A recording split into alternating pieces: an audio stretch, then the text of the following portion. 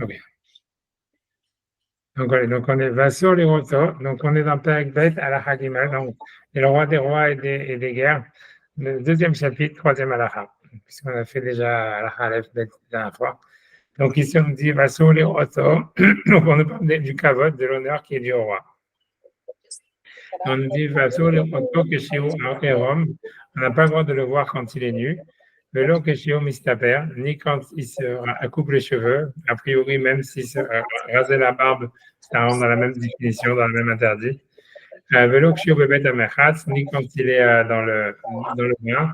Velo Keshiu Mistapeg, ni quand il est en train de s'essuyer, ça veut dire de s'essuyer en sortant du bain, de la mer. Velo Chaletz, donc voilà, donc ça, ok, ça on a vu, ça veut dire, ok, moi j'ai pas épilogué là-dessus, mais disons, en fait, c'est clair que dans cette halakha, on voit qu'il y a une grande différence entre le kavod qu'on fait au roi chez les juifs et comment on fait chez les goïs. Même, c'est-à-dire que chez les goïs, c'était un kavod d'aller assister au sel, tu vois, c'est-à-dire quand le roi il prend son bain, etc. Parce qu'en fait, il y avait une divinisation de son corps. Et alors que dans la Torah, au contraire, donc ça veut dire que d'Afka, il ne faut pas les voir. C'est un manque de respect de comment dire de le voir quand il se coupe les cheveux, quand il va au bain, quand tous ces trucs-là que pour les goïms, il y avait tout un lien de le faire. Pas simplement chez les Français, même tu vois chez les rois indiens et tout ce que tu veux, dans pas mal de civilisations, la vie, enfin si tu veux, privée du roi, la vie intime du roi, même quand il avait et peu importe, tu vois. J'ai pas entendu. J'ai pas entendu ce que vous avez dit. Même quand la vie privée du roi, quoi?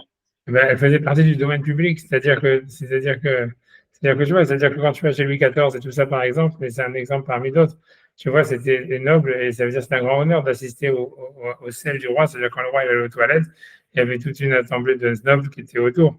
Quand il y avait, quand, à plus forte raison, quand il se coupait les cheveux, quand il se bidule, etc. Et c'est pas que Louis XIV, tu vois, ce que je dis, c'est que tu retrouves ça même, tu vois, chez les Indiens, je sais plus comment ils s'appellent, tu vois, les empereurs indiens, etc. Il y avait le même système, tu vois, c'est plein de civilisations. Ils avaient, parce qu'en fait, ils divinisaient le corps du roi, et donc, en fait, pour eux, c'était un honneur tu vois, ça veut dire, voilà, donc ça veut dire, l'idée ici, c'est que le kavod qu'on fait au roi, c'est un peu ça ce qu'on veut dire, en fait, c'est pour lui enlever, en fait, sa dimension divine. C'est pas pour lui donner une dimension divine, c'est pour lui enlever une dimension divine. C'est-à-dire que s'il avait une dimension divine, alors ça serait, tu vois, comme ils font avec les rois de France et tout ça, ça aurait été un honneur d'assister à quand il se lave, quand il va aux toilettes, quand il se truc, etc. Alors que comme là, on veut dire non, c'est un être humain comme un as, si tu vois, on accepte, tu vois, son humanité, un peu comme ça. Ouais. Il y a Le fait qu'il y ça. ait une partie cachée, en fait. Ouais, comment? Le fait qu'il ait une partie cachée, Ouais, c'est qu'il n'est ouais, non, tu pas vois. Ouais. tout entier. Ouais. Et donc, quand j'ai fait le cours, quand j'ai fait le cours sur les vendredis soirs, je veux dire du samedi, lundi matin, j'étais plus en forme que maintenant, honnêtement. Et, mais tu vois, tu vois, j'aurais parlé sur, comment ça s'appelle, sur Lacan et sur Hegel. Tu vois tu vois que, parce que tu vois, c'est Hegel, il dit que le roi, c'est celui qui donne le droit de jouir ou qui interdit de jouir, la jouissance. Et tu vois, et Lacan, il avait expliqué, tu vois, sur ce passage de Hegel, qu'en fait, le roi, c'est justement celui qui ne peut pas jouir parce que justement, donc il citait justement ça veut dire plein de passages, tu vois, si tu vois dans Lacan, il cite où en fait on voit que, comment s'appelle le roi, ça veut dire publiquement il avait des relations sexuelles devant tout le monde, où il allait aux toilettes devant tout le monde, etc. Et qu'en fait, tu vois, Lacan, il explique qu'en fait, il avait aucune jouissance de son propre corps, le roi, puisqu'il était complètement, tu vois, son corps, il était en fait faisait partie du domaine public. Et que, en fait, pour lui, l'idée, c'était de dire que le roi, c'est celui qui peut, en fait, donner le droit de jouir ou de non jouir, tu vois, c'est-à-dire de légiférer la loi à condition que lui-même, il s'interdise, en fait, toute jouissance, puisque comme sa jouissance, elle devient publique, donc, en fait, finalement, il est complètement dépossédé de son corps, etc. Mais bon, tu vois, c'est sûr que tu vois, la Torah, évidemment, elle ne va pas du tout dans ce système-là, tu vois, c'est-à-dire ni le roi, c'est pas lui qui est en train de te permettre, qui te donne le droit de la jouissance ou l'interdit de la jouissance, c'est lui non plus le roi tu vois, qui s'interdit à lui-même la jouissance à cause de ça, etc. Et en fait, voilà, la position du roi, elle est complètement ailleurs, quoi. Mais paradis, tu vois, voilà, peu importe, tu vois, d'accord. Voilà. Mais parce que tu vois, en fait, bref, tu vois, j'ai pas envie j'ai simplement dit ça comme ça, tu vois, simplement dit ça pour, et, tu vois, mais moi, c'est sûr que c'est quelque chose de quoi réfléchir. C'est-à-dire sur cette histoire-là de cette halakha-là, à quel point, en fait, c'est surtout différent de plein de civilisations où, en fait, c'était pas comme ça, quoi. C'est-à-dire, où c'était au contraire, c'était l'honneur tu vois, de faire de l'intimité du roi quelque chose de public. Et c'était ça son honneur, parce que ça voulait dire qu'en fait, grâce à ça, il était vraiment divin, ou en tous les cas, que tout le peuple, en fait, s'identifiait à son corps, quoi. Il y avait une sorte, tu vois, de corporalisation, tu vois, ça veut dire d'identification dans le corps du guide, quoi. Chose, tu vois, que la Torah, elle est complètement dans le contraire. C'est pour ça que tu vois qu'en réalité, dans la Torah, on n'en sait rien. On ne connaît pas l'identité réelle de Moshe, on ne connaît pas l'identité d'Abraham, on ne connaît pas l'identité, tu vois, ça veut dire, si tu veux, la Torah, elle est magique parce qu'en fait, quand quelqu'un lit la Torah, en fait, il s'identifie à tous les personnages. Et la raison pour laquelle c'est comme ça, c'est parce qu'en fait, tous les personnages, ils sont en nous. Et en fait, la Torah, elle voulait pas que chacun, en fait, il dise, ah, celui-là, c'est Lavan, celui-là, c'est Esav, celui-là, c'est Yaakov. Non, c'est toi Lavan, c'est toi Esav, c'est toi Yaakov, c'est toi Moshe, c'est toi tout le monde, tu vois. Ça veut dire tout ça, c'est des choses qui sont en toi. Et voilà, et c'est à toi, tu vois, ça veut dire, c'est des énergies et tout ça, mais ça vient dans le sens où justement, on corporalise pas la chose, tu vois, c'est-à-dire, il y a une décorporalisation, tu vois, dans la Torah, ça, c'est un truc, tu vois, on voulait, c'est pas encore ma caméra qui est encore arrêtée, mais moi, je l'arrête encore une fois. Mais, tu vois, ça veut dire, voilà, on veut décorporaliser, en fait, voilà, la personne, parce que, en gros, voilà, c'est compliqué, tu vois, c'est-à-dire, voilà, je sais pas, je vais pas aller plus loin là-dedans, mais ça veut dire, ça veut dire que c'est que la Torah, elle cherche plutôt plus qu'encore justement, comme il faut revenir un peu, c'est aussi parce qu'il y a Valentin qui revient de son truc là, de son colloque. Donc, c'est un peu dire, c'est pour pas qu'il soit trop dépaysé rapidement. Donc, en fait, voilà, mais c'est-à-dire, en fait, pour partir sur l'unité, c'est ça, tu vois, c'est-à-dire que comme la Torah, elle parle justement sur l'unité d'Hachem, mais aussi sur l'unité de toutes les âmes d'Israël, qu'on est une seule Neshama en réalité.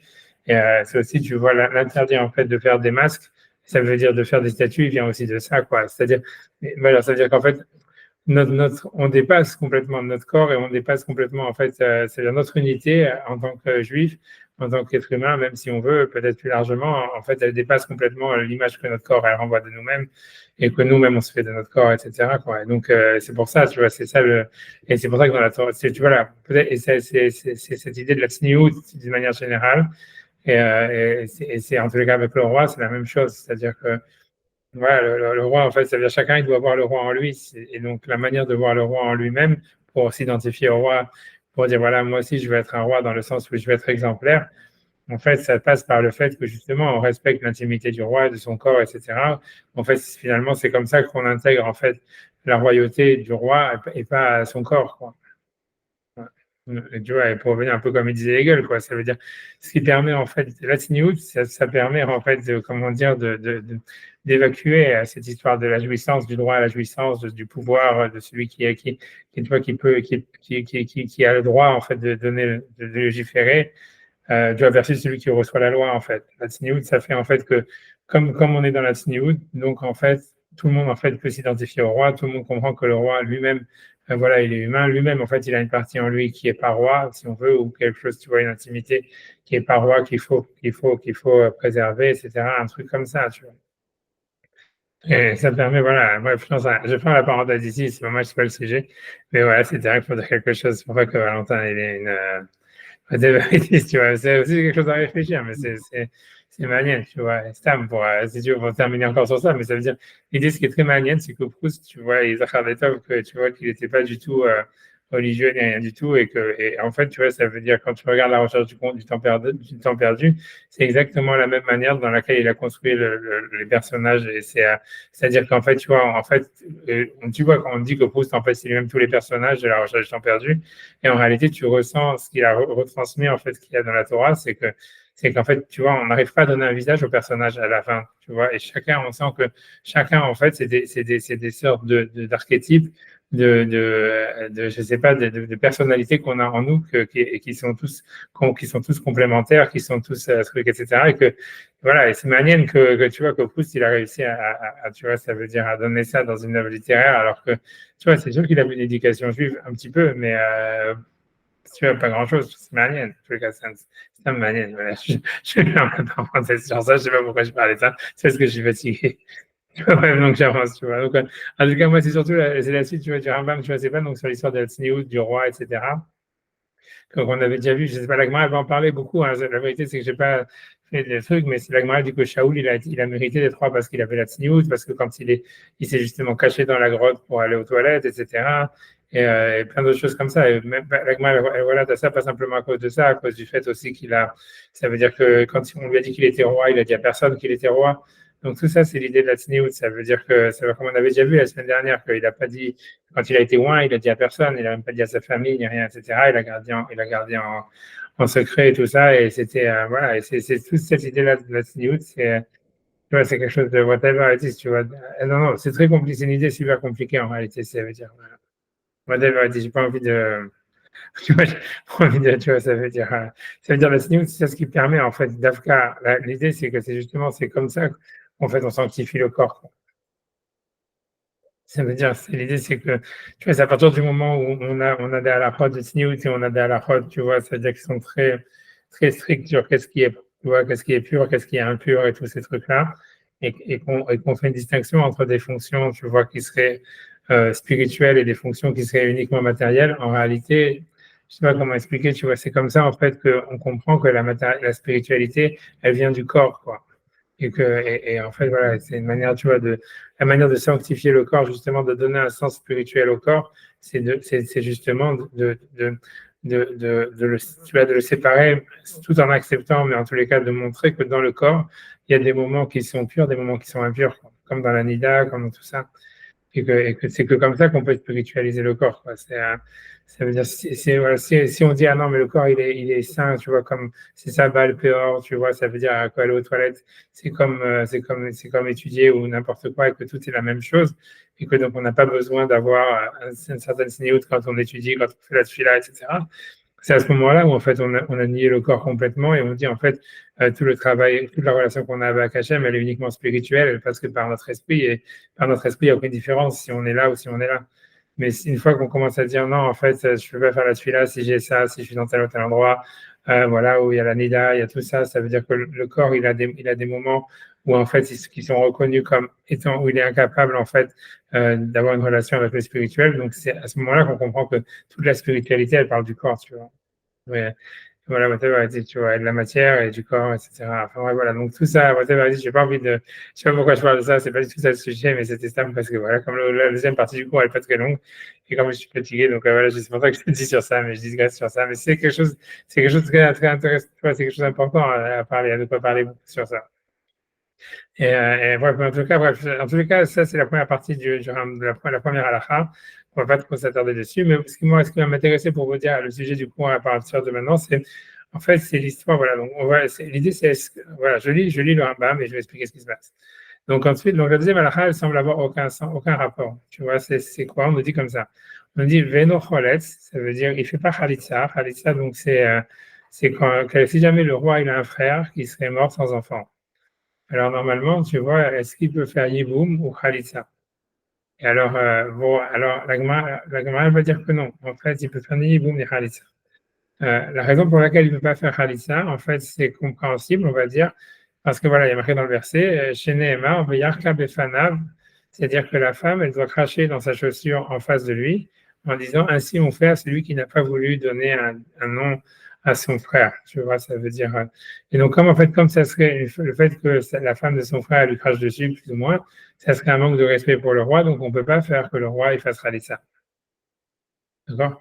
Maintenant, pourquoi après ça, va filourat ça, mais c'est bon, le vrai chidouche, c'est Ouais. tu vois, le vrai chidouche, c'est vraiment la suite, c'est, disons que même si le roi, en fait, il veut être mochel sur son kavod, et il dit, moi, je ne veux pas, parce que l'idée, c'est comme ça, c'est que, on va voir après ça qu'il ne veut pas faire yiboum non plus, et que ça a la raison, mais donc, en fait, ce qui se trouve, c'est que la femme de son frère, en fait, elle est bloquée toute sa vie maintenant. Elle va pouvoir se marier avec personne, et c'est tout. Tant que le roi, il est vivant, elle est bloquée toute sa vie. Parce que tant qu'elle n'a pas fait Khalitsa, elle peut se marier avec personne, qu'avec avec le frère s'il fait Yiboum, et comme il ne peut pas faire Yiboum, donc en fait, la fille, elle est bloquée. Donc, imagine que le roi, il va dire, OK, moi, je suis mochel sur mon kavod, et c'est pas grave si elle me crache dessus. De toutes les manières, en plus, le fait qu'elle crache, c'est pas vraiment Meakev dans la Khalitsa.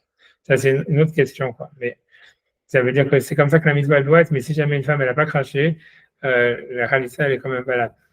Tant qu'elle a pris sa chaussure, etc., et qu'elle a dit le texte. Et, en tous les cas, l'idée, c'est que qu'est-ce que ça veut dire si lui dit, voilà, je m'en fiche, afilo ça, donc est-ce qu'il peut être mochel sur son kavod pour faire la mitzvah? On va dire que c'est une mitzvah pour moi ou pour elle de faire Khalitsa ou Yivoum. Et donc, ok, et la raison pour laquelle il ne peut pas faire Khalitsa, c'est pas parce qu'alachiquement parlant, il y a un problème, mais c'est simplement parce que c'est un déshonneur pour le roi. Donc, est-ce qu'il peut dire, c'est pas grave, je veux faire la mitzvah et c'est pas grave. Comme ça, je sais pas, ma belle-sœur, elle peut se marier avec quelqu'un d'autre. Donc, la halakha, donc c'est ce qui est marqué Afilu ratza en shomimlo. Même si jamais lui, il a voulu, en fait, il dit, voilà, moi je suis d'accord qu'elle fasse Khalitsa, comme ça la libère, c'est pas grave si elle crache ou si elle crache pas. Le Rambam il dit, ça, c'est on va voir ça dans la Mishnah, c'est le Machloket Tanaïm, mais le Rambam, ça c'est la vie de Chachamim, dit Afilu ratza en shomimlo. Même si jamais il veut, on l'écoute pas. Shamelech shemachal al kevodo, en kevodo machul. Parce que le roi qui est mochel sur son kavod, voilà, a priori, même pour une mitzvah, un kevodo mahul, ça veut dire son honneur, il n'est pas annulé. Et c'est comme si, en fait, il n'a pas la possibilité lui-même, en fait, d'annuler le kavod qui lui est dû en tant que roi. Euh, ensuite, tu vois, donc on nous dit, ve'oil ve'eno choletz eno meyabem. Donc, ça, c'est une autre histoire. C'est le Rambam, il explique, parce que la Mishnah, il dit clairement qu'il ne fait pas yiboum. Alors, pourquoi il ne fait pas yiboum? Alors, le Rambam, il dit, c'est simplement une technicalité, c'est comme il ne peut pas faire Khalitsa, il ne peut pas faire yiboum. Parce qu'on a une règle qu'à chaque fois, il faut qu'il y ait la possibilité de faire soit l'un, soit l'autre. Et ici, comme en fait, il ne peut pas faire Khalitsa, donc il fait pas yiboum. Bon, c'est hyper discutable. Tu vois, ça veut dire parce que ici, en fait, il aurait techniquement la possibilité de faire Khalitsa. Bon, la plupart des autorités, tu vois, ils expliquent Rashi, par exemple, tu vois, ils n'expliquent pas comme le Rambam, mais tout le monde, plus ou moins, préfère la raison de Rashi. En fait, c'est Rashi dit que. Tu es de Edout, non? Comment? Quand tu es de Edout, c'est pas un problème de Edout. Non, non, il n'y a pas de. Non, il n'y a pas. En fait, ah, ok. Non, la raison, c'est ce que tu vois, c'est le Rachid dit que la raison pour laquelle il va faire Yiboum, c'est parce que ça serait un manque de respect pour lui de donner un nom. Parce que s'il va avoir des enfants, et les enfants, ils vont être au nom de son frère. Donc, ça veut dire, en fait, il va avoir maintenant des enfants, même si, en fait, c'est théorique qu'ils sont au nom de son frère, mais principalement, il s'est marié avec cette femme pour en fait, donner comment dire, une progéniture à son frère. Et qu'en fait, c'est pas le kavod, c'est pas l'honneur, comme ça, il dit Rachid, que le roi, en fait, il s'occupe en fait de prolonger la lignée de quelqu'un d'autre, même si c'est son frère. Et c'est pour ça qu'il fait Baïbou. Donc c'est tout en fait parce que ça serait un manque de respect. Ça veut dire, selon Rachid, c'est la majorité des avis, il fait pas, mais de toute façon ça c'est une technicalité. Ça veut dire, il fait pas Khalitsa parce que c'est un manque de respect, parce qu'on va lui cracher dessus plus ou moins. Et il fait pas Yiboum parce que même Yiboum c'est un manque de respect parce que voilà, il n'est pas là pour donner pour donner une progéniture à quelqu'un d'autre, même si c'est son frère. Rambam lui dit, il fait pas Yiboum parce qu'en fait c'est une technicalité parce que comme il peut faire Khalitsa, il fait pas Yiboum. Bref, tu vois.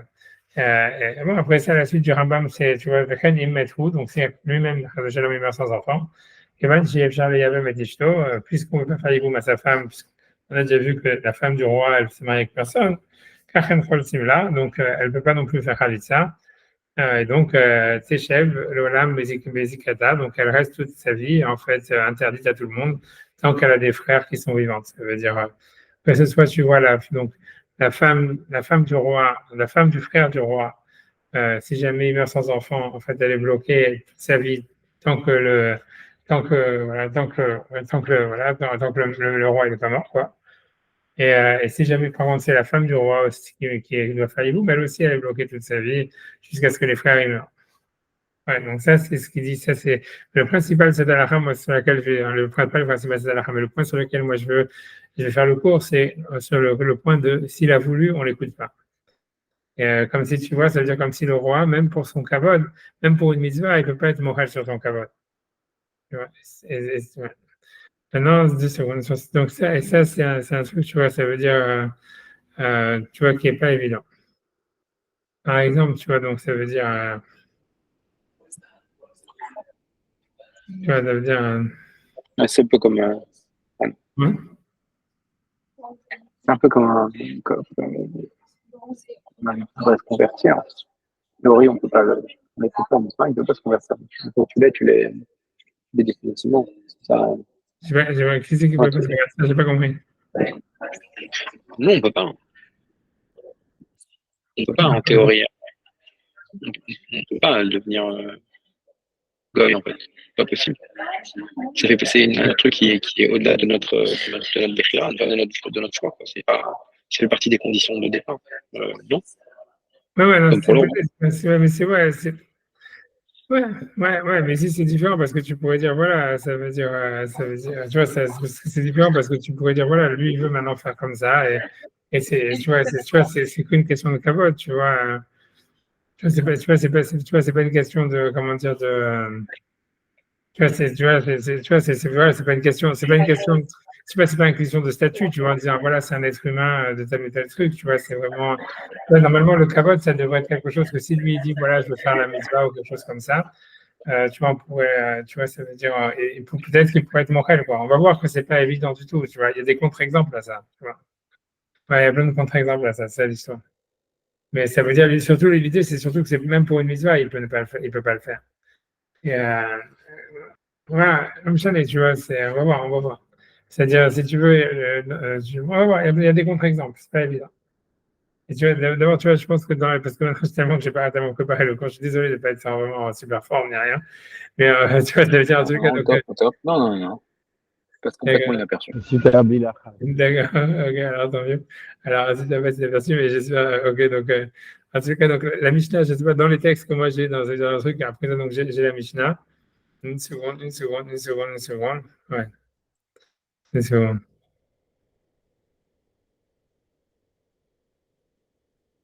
Une seconde. Ok. Donc, une seconde. Ok, donc j'arrive. Une seconde, laissez-moi une seconde.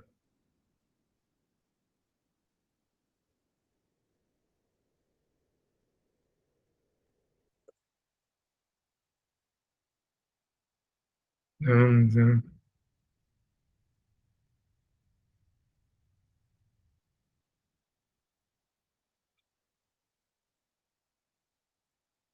Je ne sais pas exactement, tu vois, honnêtement, je ne sais pas qu'est-ce que je voulais avec ça. En tout cas, j'ai ramené la Mishnah ici. Ça veut dire que, tu vois, ça veut dire, je pense que ce que je voulais, c'est simplement citer la vie de Rabbi Yehuda. Une seconde, donc il faut que je scroll down par rapport à la truc, je ne sais pas pourquoi. Deux secondes, une seconde. Une seconde, une seconde.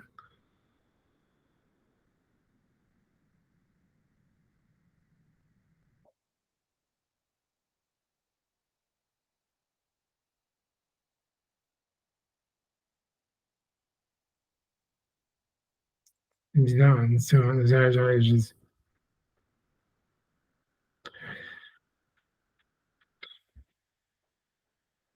Deux secondes, excusez-moi, je vais reprendre le maramé tel qu'il était parce que j'arrive une seconde, laissez-moi une seconde. Ouais.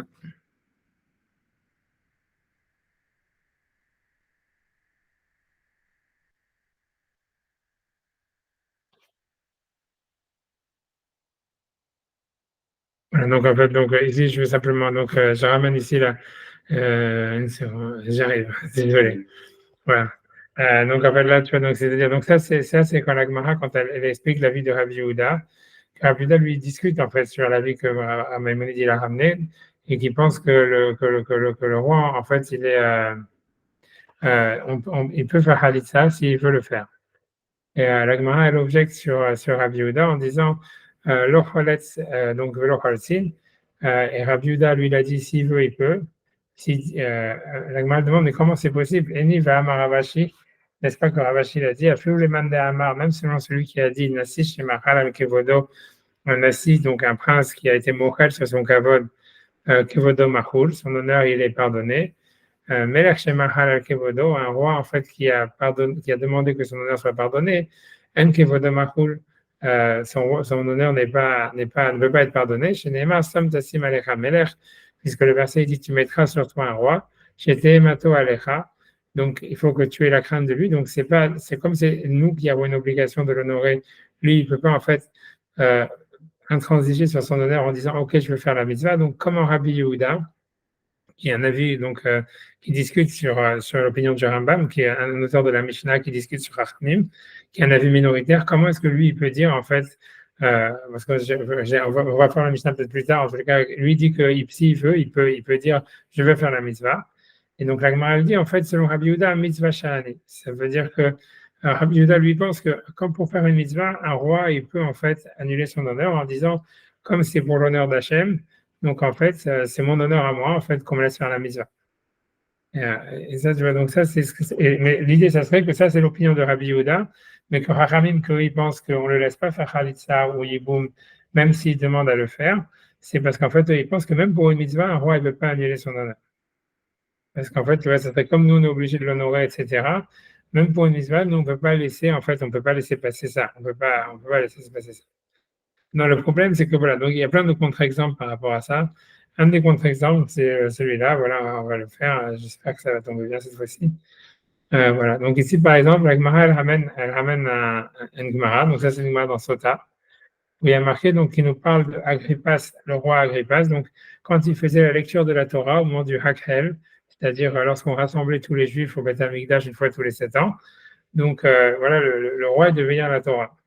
Et donc, normalement, le roi, le protocole, c'est que, donc, on nous dit, la Gemara nous dit, c'est une Mishnah, Amelech Omed Mekabel. Donc, le roi, quand il reçoit le Sefer Torah pour lire, il doit être debout. Le Koré Yoshev, mais il s'assoit pour lire. Agrippas Amelech, Agrippas le roi, Amad Mekibel, il a lui, par contre, reçu le Sefer Torah de Kara Omed, mais il a lu debout, donc en l'honneur de la Torah ou en l'honneur du clan d'Israël. Ok, après ça, elle dit bref, elle pose une question qui est vraiment, tu vois, ça veut dire accessoire en disant comment il aurait plus le droit de s'asseoir, mais c'est pas qu'il y avait que les descendants de David qui pouvaient s'asseoir dans l'esplanade du temple. Donc, elle dit oui, mais la lecture que le roi Agrippa s'y faisait, qui était un roi de la dynastie de Hérode, il a fait Bezrat Nashim, donc c'était à l'extérieur de l'esplanade. Donc, c'est pour ça que normalement, il aurait dû s'asseoir. Ok, ça, je ne vais pas rentrer là-dedans, c'est pas notre sujet.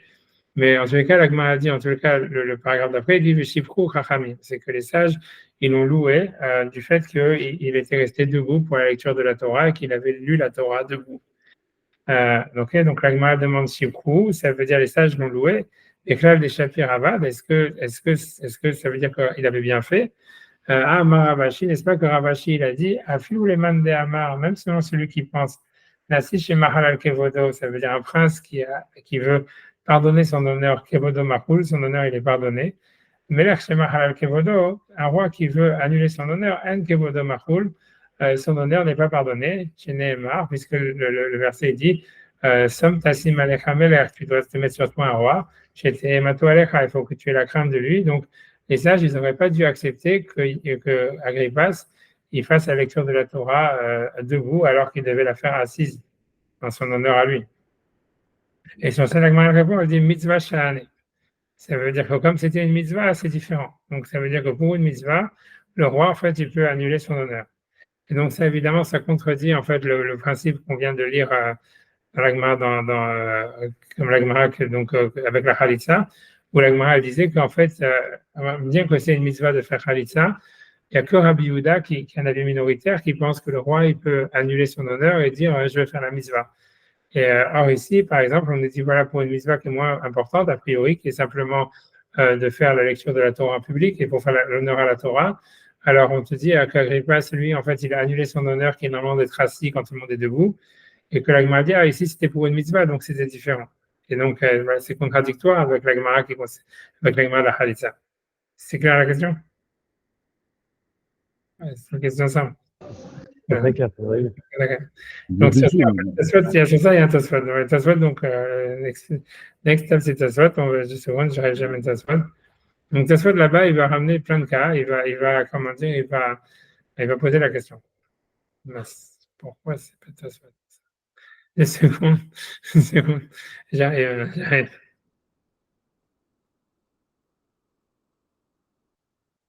OK.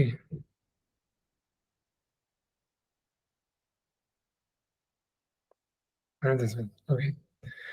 Donc, ça, c'est Tosfot. Normalement, ça devrait marcher. Donc, Donc voilà, Tosfot il ramène notre Gemara, il dit comme ça, mitzvah shani, donc ça c'est le Tosfot dans Sota. Il dit pour une mitzvah c'est différent. Il dit, Tosfot dit, Vachi pachinan nami, ainsi on pose la même question dans le Perek Kohen Gadol, ça veut dire le Perek Kohen Gadol qu'on est en train d'étudier, qu'on a vu donc, dans Sanhedrin 19b, Gabé Melech, en ce qui concerne le roi, d'Etnan lo choletz, qui ne fait pas la chalitza, velo choletzin leishto, et qu'on ne peut pas faire chalitza à sa femme. Rabbi Yehuda Omer, Rabbi Yehuda dit, Imchatza lachlot, s'il veut faire chalitza, veyiboum, et yiboum, Zachor letov, qu'il soit mentionné pour le bien, c'est-à-dire qu'il est mochel sur son kavod pour faire une mitzvah. Là-bas, elle pose la question, Eni ve'amar Ravashi, n'est-ce pas qu'on dit qu'un roi ne peut pas annuler son honneur? Umshane mitzvah shani, et là-bas on dit une mitzvah, c'est différent. Okay, donc déjà, Tosfot, il aurait dû dire, voilà, donc c'est une contradiction déjà dans la halakha, c'est-à-dire, puisque là-bas, Rabbi Yehuda, c'est un avis minoritaire, et ici, c'est Chachamim qui ont été d'accord que pour une mitzvah, on peut être mochel sur son kabod, donc c'est déjà une contradiction. Pour une raison ou pour une autre, Tosfot, il ne pose pas cette question-là. Il voit, ça veut dire pour lui dire, ok, Kaniré, qu'il pense que la halakha est comme Rabbi Yehuda, je ne sais pas. Dans tous les cas, il dit, cacher les rides, donc c'est difficile pour lui poser une autre question.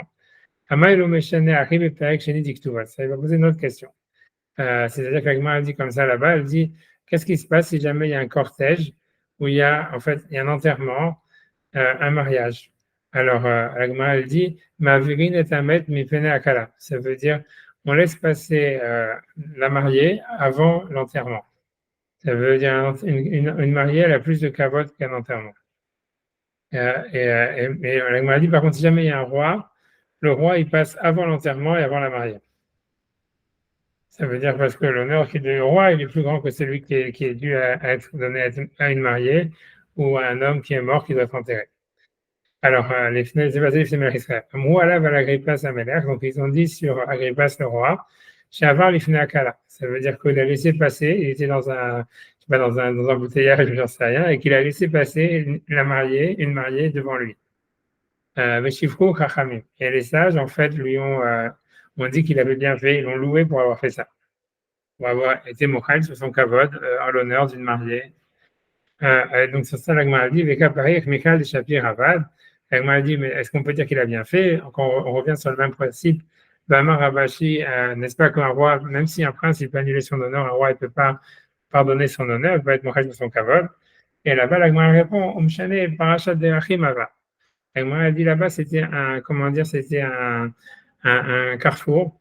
Et donc, en fait, c'est pas vraiment qu'il a laissé passer la Kala, c'est qu'en fait, il a ralenti pour faire croire que la Kala, elle était arrivée avant. Mais selon la Gemara là-bas, il n'avait pas le droit vraiment de laisser passer la mariée avant s'il était vraiment au même niveau que la mariée. Mais il a fait en fait semblant, tu vois, de ralentir pour que la mariée, elle passe avant. Et c'est pour ça que les sages, ils ont accepté. Et alors, ça se fait, ils demandent pourquoi la Gemara ne dit pas que pour une mitzvah, c'est différent, que pour une mitzvah, le roi, il peut annuler son honneur. Donc, ça, c'est la question de Tosfot. Il dit, mitzvah shane. Pourquoi la Gemara ne dit pas que pour une mitzvah, c'est différent? Ok. Après ça, Tosfot, il dit, mais tout les mitmas, ça, je vais sauter toute cette partie de Tosfot, qui veut dire que c'est sûr que Ravashi, quand il parle d'un honneur qui peut être annulé, ça parle qu'il fait une mitzvah, puisque là-bas, pour dire vraiment très rapidement, je vais sauter tous les développements, mais ça veut dire que Ravashi, il a dit ça en ce qui concerne quelqu'un qui servait dans un mariage, qui était un assis. Et l'Agma demandait, tu vois, comment est-ce qu'il peut servir dans le mariage des invités alors qu'il était un assis. Et c'est pour ça que c'est là où Ravashi dit que un assis il peut annuler son honneur, mais pas un roi. Et là-bas, c'est comme c'était un mariage, donc c'était une mitzvah. C'était même le mariage de son fils ou de sa fille. Donc c'était clairement une mitzvah, on va dire, de servir les invités. Et donc, Tosfot dit, on voit que même que toute cette histoire-là de dire que le roi ne peut pas annuler son honneur, a priori, ça parle d'une mitzvah, ça ne parle pas de stam que le type va annuler son honneur comme ça. Tu vois. Donc la question de Tosfot, c'est comment est-ce que ici la Gemara elle peut dire que pour une mitzvah, c'est différent. Ok, donc je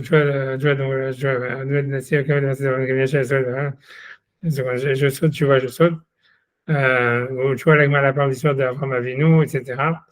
Donc, enfin, Tosfot, donc, il dit comme ça, venir les taretz. Donc, Tosfot, il va dire, lui, il pense qu'il faut répondre comme ça.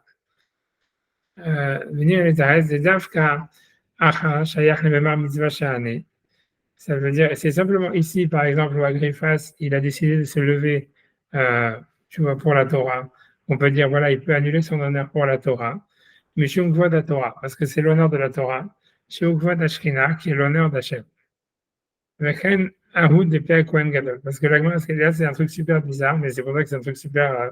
C'est là où il y a le chidouche, si vous voulez, du chiot, il est là-dessus. C'est que l'agma veut dire comme ça. Normalement, un Kohen Gadol aussi, normalement, il y a des honneurs qui lui sont donnés, qui lui sont rendus. Et donc, normalement, si jamais Chaz Shalom, le Kohen Gadol, lui-même, par exemple, son frère, Chaz Shalom, il meurt sans enfant, la question est de savoir est-ce qu'il fait Khalitsa ou Yiboum. Et la Gemara dit en fait que normalement, le Kohen Gadol, ça veut dire, c'est que normalement, il n'a pas à le faire. Il n'a pas à faire ni Khalitsa ni Yiboum parce que ça serait un manque de respect pour lui.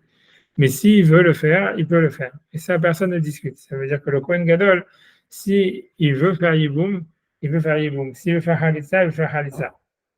Et alors, pourquoi? Tu vois, donc, quelle différence entre un Kohen Gadol et un roi? Tu vois, pourquoi le roi ne le laisse pas faire? Excusez-moi, Rav. Ouais. Comment le Kohen Gadol il peut faire Khalitsa? Déjà, c'est pas lui qui fait Khalitsa, c'est la femme qui fait Khalitsa. Et ensuite, c'est la femme de son Oui, mais frère.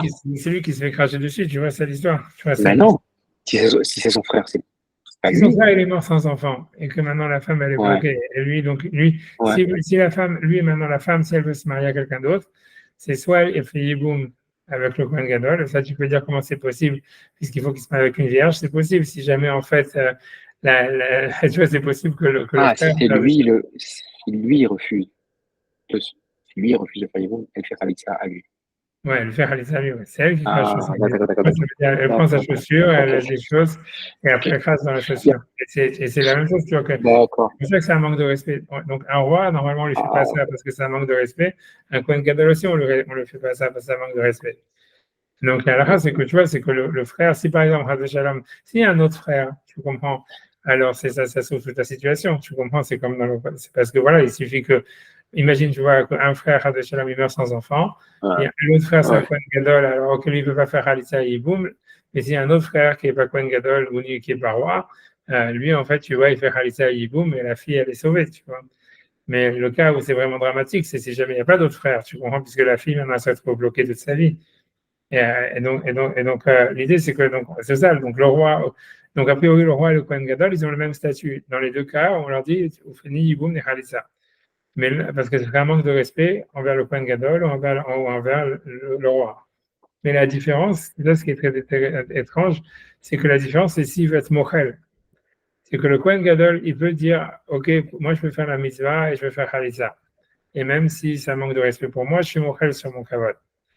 Et par contre, le roi, s'il dit, moi, je veux être mochel sur mon kavod, et même si c'est un manque de respect pour moi, je veux le faire, on lui dit non. À part selon Rabbi Yehuda, on lui dit non, même si c'est pour une mitzvah, etc., tu n'as pas le droit, on ne te laisse pas être mochel sur ton kavod. Et la question, tu vois, c'est pourquoi, c'est quoi la différence, tu vois. Et ça veut dire, entre tous les autres cas, à part ça qu'il a donné, avec l'histoire de Agrippas qui s'est levé quand il a lu la Torah, l'histoire de la Kala et tout ça. Mais ce qui va dire ici un redouche, tu vois, extraordinaire, qui est, tu vois, tu vois, voilà. C'est que lui, il va dire, je vais dire dans les mots, il va dire que le Kohen Gadol, si jamais lui, il est mochel sur son kavod, pour faire Khalitsa, par exemple, à sa belle-sœur, les gens, qu'est-ce qu'ils vont dire? Ils disent, en fait, le Kohen Gadol, il est mochel sur son kavod parce qu'il veut faire la mitzvah et c'est un honneur pour la Shrina, pour Hachem. Ça veut dire, voilà, il sait qu'il y a une mitzvah de Khalitsa ou de Yiboum, etc. Lui, il veut faire la mitzvah et il sait que l'honneur qu'il donne à Hachem, il est plus grand que le sien, donc c'est normal qu'il annule son honneur pour faire la mitzvah. Mais ils disent, alors tu vas dire, mais le roi, les gens, qu'est-ce qu'ils vont dire? Qu'est-ce qu'on assume par rapport au roi? Que s'il fait Khalitsa, c'est parce qu'il a pitié de sa belle-sœur. Et que ça, c'est un manque de respect pour lui. Ça veut dire que grosso modo, c'est que le Kohen Gadol, on va interpréter par défaut son action d'une certaine manière, parce qu'il est Kohen Gadol, et on va interpréter que la raison pour laquelle il fait la même action, la raison pour laquelle il fait Khalitsa, c'est pas parce qu'il a pitié de sa belle-sœur, ni rien, etc. C'est parce que lui, il se dit non, je veux faire la mitzvah d'Hachem, tu vois, comme si c'était un bnébraki, tout ça, etc. Ça veut dire, voilà, mordicus, et qu'il n'en a rien à faire de qui c'est, quoi, machin. Et ça, en fait, c'est pas. Donc, si c'est ça son intention, il n'y a pas de désécration de son statut de Kohen Gadol, parce que c'est normal qu'il veuille faire les mitzvot d'Hachem et que l'honneur qu'il donne à la Shrina, c'est un honneur qui est encore plus pour lui, tu vois. C'est-à-dire, voilà, j'ai fait de l'honneur à la Torah, de l'honneur à la Shrina, de faire une mitzvah, même si on va me cracher dessus. Et ça, au contraire, c'est un plus grand honneur, même si tu veux. Mais le roi, on ne va pas interpréter comme ça son action. On va interpréter que lui, il fait ça parce qu'il a pitié de sa belle-sœur. Et que donc, en fait, lui, s'il le fait, c'est vraiment un manque de respect par rapport à sa fonction à lui-même. Et tu vois, et la question de tout ça, c'est, tu vois, ce que ça se fait, il n'explique pas, mais on l'a pas encore fait dans les mots, mais c'est de dire pourquoi c'est comme ça, tu vois, ça veut dire, ma vie, Tom, que tu vois que le roi, on va interpréter comme ça, et le Kohen Gadol, on va interpréter comme ça, tu vois, et pourquoi, tu vois, ça veut dire, tu vois, c'est ça l'idée, tu vois, c'est quand, voilà, en réalité, voilà, donc, mais d'abord, je vais faire ça, soit je vais faire, tu vois, tu vois, et pour moi, ça va être un gros point, tu vois, ça veut dire, c'est un gros, ça veut dire qu'en fait, voilà, mais je vais simplement d'abord lire le Tasfot. Donc il dit comme ça, il dit donc Vakan Aïd et Perek Kohen Gadol, et ainsi c'est ce qu'on dit dans le chapitre du Kohen Gadol, Decholet Sumeyabem, Mochel al Kevodo, le Kayem Mitzvat Melech Olamim. Ça veut dire que le Kohen Gadol, il peut annuler son honneur et faire Khalitsa ou Yiboum pour accomplir la mitzvah du roi des mondes, ça veut dire d'Hachem. Ou Maré Beasmo, et il montre en faisant ça, chez Emat Shkina Alav, que la crainte de la Shkina est sur lui. Aval Aïd et Ktuvot. Non, mais dans le cas de Ktuvot, ça veut dire que si le roi qui fait passer la Kala devant lui, la mariée devant lui, ou pas Kama de Kiddushin, dans le premier chapitre de Kiddushin, ça veut dire, a priori, ça veut dire qu'il veut faire Khalitsa, j'imagine, ou un truc comme ça. Ou bien c'était quoi le cas de Kiddushin second qu'il avait ramené avant? On va voir, ou servir à table, ou quelque chose comme ça. Chez Mochel al-Kvodo, ça veut dire que là, le roi, il a montré son honneur, les cloques kavod les bassar vadam, donner des honneurs à un autre être humain. Kegon, la kala, la mariée, ou un tamid chacham, ou n'importe quoi, tu vois, ça veut dire, ou faire khalitsa. Sur ça, il dit, baiser exeratakatuvu, c'est un décret de la Torah chez nos mochel, qu'il n'a pas le droit d'être mochel sur son kavod pour donner du respect à un autre être humain. Afilubim comme mitzvah. Même si jamais, en fait, il fait une mitzvah en faisant ça, comme khalitsa, ou des choses comme ça, tu vois.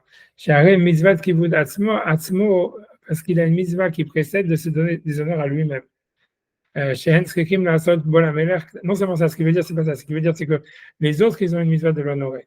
Donc, eux, ils n'ont pas le droit si tu veux, par exemple, si la Yachaliza, elle va cracher dans sa chaussure, ça veut dire, à part que lui, ok, il peut être moral sur son kavod, mais le problème, c'est que, tu vois, c'est qu'elle n'a toujours pas le droit de le faire, tu vois. Et tu vois, c'est-à-dire, et pourquoi pour un Kohen Gadol, elle peut le faire parce qu'elle sait qu'il le fait pour la mitzvah, tu vois. Mais pour un roi, on ne dit pas ça, tu vois. C'est pour le roi, on va assumer que lui, il le fait parce qu'il veut lui faire plaisir. Et c'est ça le problème. Donc, tu vois, quand il va servir à table les gens, tu vois, ils ne vont pas assumer. Si, comme Abraham Avinu, par exemple, que lui, il servait les gens, les malachim, pas parce qu'il voulait faire plaisir aux malachim, mais c'est parce qu'il voulait faire la mitzvah d'Hachem. Donc, lui, même si ça avait été un Kohen Gadol ou un roi, il pouvait être mochel sur son kavod parce que pour lui, il faisait la mitzvah pour Hachem. Mais si quelqu'un, il va servir, il dit, bon, Rabban Gamliel, etc., qui servait à table parce qu'il voulait faire plaisir aux gens, ça, si c'est un roi ou un nasi ou un Kohen Gadol, ça, c'est un manque de kavod pour sa fonction. Et tu vois, mais l'idée, c'est que tu vois, c'est qu'en fait, la question, c'est pas de savoir, en fait, c'est ce qui est super bizarre, c'est que le roi, on assume qu'il va faire ça pour faire plaisir aux gens, pas pour faire plaisir à Hachem. Alors que Kohen Gadol, lui, on assume qu'il va faire ça pour faire plaisir à Hachem. Et tu vois, et ça veut dire que le Kalev Temecham, c'est exactement chez nos mochel, la philo comme mitzvah, chaque mitzvah qui vous dasmo, parce que lui dit qu'après ça, les autres, ils sont obligés de l'honorer, donc ils n'ont pas le droit de prendre son honneur. Tu vois, chez Nsrikim, la sot la melech kavod gadol, mitzvah kivud, c'est parce que la mitzvah que eux, ils ont de l'honorer, ça veut dire par exemple la fille de ne pas cracher sur lui, etc. Elle est plus grande que l'honneur que lui il a par rapport à eux. Mitzvah kivud shechayev amelech linog, la mitzvah que le roi il doit comment dire, il doit montrer Béou envers eux, parce que même sur eux, ça veut dire sur la Khalitsa, sur ceux qui sont servis à table, etc. Alem Amra Torah, sur eux, la Torah l'a dit, Som Tassim Alecha Melech, il faut que tu mettes sur toi un roi, je t'ai mato Alecha, que tu aies sa crainte sur toi. L'eau est matra Ala, mais pas que lui, il ait peur de vous ou qu'il essaie de vous faire plaisir. Donc, dans le fait que le roi lui fasse des honneurs, ou bien à la fille qui va faire Khalitsa, ou bien en servant à table, ou bien en faisant passer la Kala d'abord, il n'y a pas de mitzvah. Et donc, c'est ce qu'il veut dire. Par contre, ce qu'il veut dire par là, ce qu'il veut dire par là, comment dire, le Rambam, ça veut dire le Tosfot, c'est que maintenant, Agrippas, quand lui s'est levé pour la Torah, comme il n'y avait pas un autre être humain de l'autre côté, ça veut dire ce qu'il honore, c'est la Torah. Donc, il n'y a pas de problème pour le roi pour être mochel, tu vois, d'être mochel son kavod pour, tu vois, pour la Torah, parce qu'en fait, Et c'est pas pour un autre être humain qui le fait. Et donc le roi, il pourrait être mochel son kavod pour une mitzvah, tant que c'est pas une mitzvah ben adam la quoi, grosso modo. Mais, mais si c'est une mitzvah ben adam la makom, alors à ce moment-là, tu vois, tu vois, il pourrait le faire parce que c'est évident qu'il le fait pas pour l'honneur d'un autre être humain, mais il le fait pour l'honneur d'Hachem ou de la Torah. Et ça, c'est pas pour lui, comment dire, un manque de respect envers sa propre fonction. Tu vois. C'est-à-dire maintenant, voilà. Donc, maintenant après ça, l'histoire, c'est. Mais pour moi, la question vraiment, c'est surtout de savoir pourquoi est-ce que le Kohen Gadol, on va assumer qu'il fait pour l'honneur d'Hachem, alors que le roi, on assume qu'il fait ça pour un autre. Et tu vois, On voit vraiment que ça rapporte tellement, ça nous apprend beaucoup sur le roi, en fait. On comprend que c'est vraiment c'est pas une bénédiction, en fait, c'est vraiment le roi, pour nous, c'est vraiment une contrition, quoi. C'est bien 16. Comment c'est bien 16, c'est une galère. Ouais, non, c'est ça, mais surtout qu'on a l'impression, moi je t'ai l'idée aussi, c'est que ce qu'on va voir, c'est. On va voir, tu vois, ça veut dire. Une force négative un peu. On l'empêche, tu vois, d'être mochel, ça veut dire, c'est pour, en fait, lui amoindrir son statut. Tu vois, ça aussi, c'est super paradoxal, mais par exemple, tu vois, ça veut dire, dans cette histoire-là, tu vois, quand on dit, tu vois, qui c'est qui a le plus d'honneur? Quand on dit, ouais, le Kohen Gadol, en fait, lui, il peut annuler son honneur pour faire Khalitsa, parce qu'on assume que s'il le fait, c'est pour Hachem.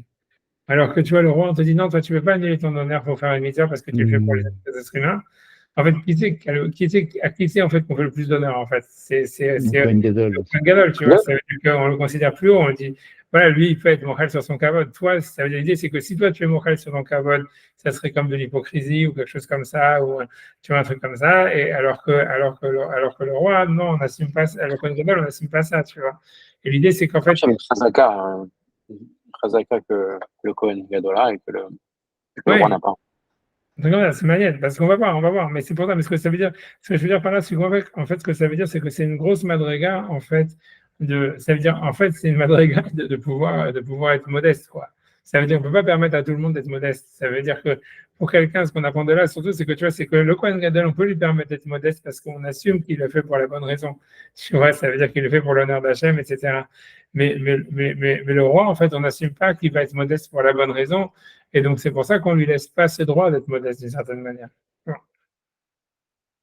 Et c'est super manière. Ça veut dire, c'est pas chou, tu vois. Ça veut dire, voilà, 2 secondes, je vais regarder, je sais plus où c'est comme si on appliquait une règle en disant le roi, il peut être modeste jusqu'à un certain point, mais on sait qu'il ne peut pas plus que ça. Donc, on ne peut pas lui permettre on va le faire son cavote, le Kohen Gadol.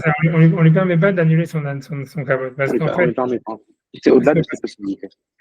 Parce que ça serait un cavote supplémentaire de lui permettre de donner son cavote, ça serait lui donner un statut religieux en plus. C'est ça l'idée.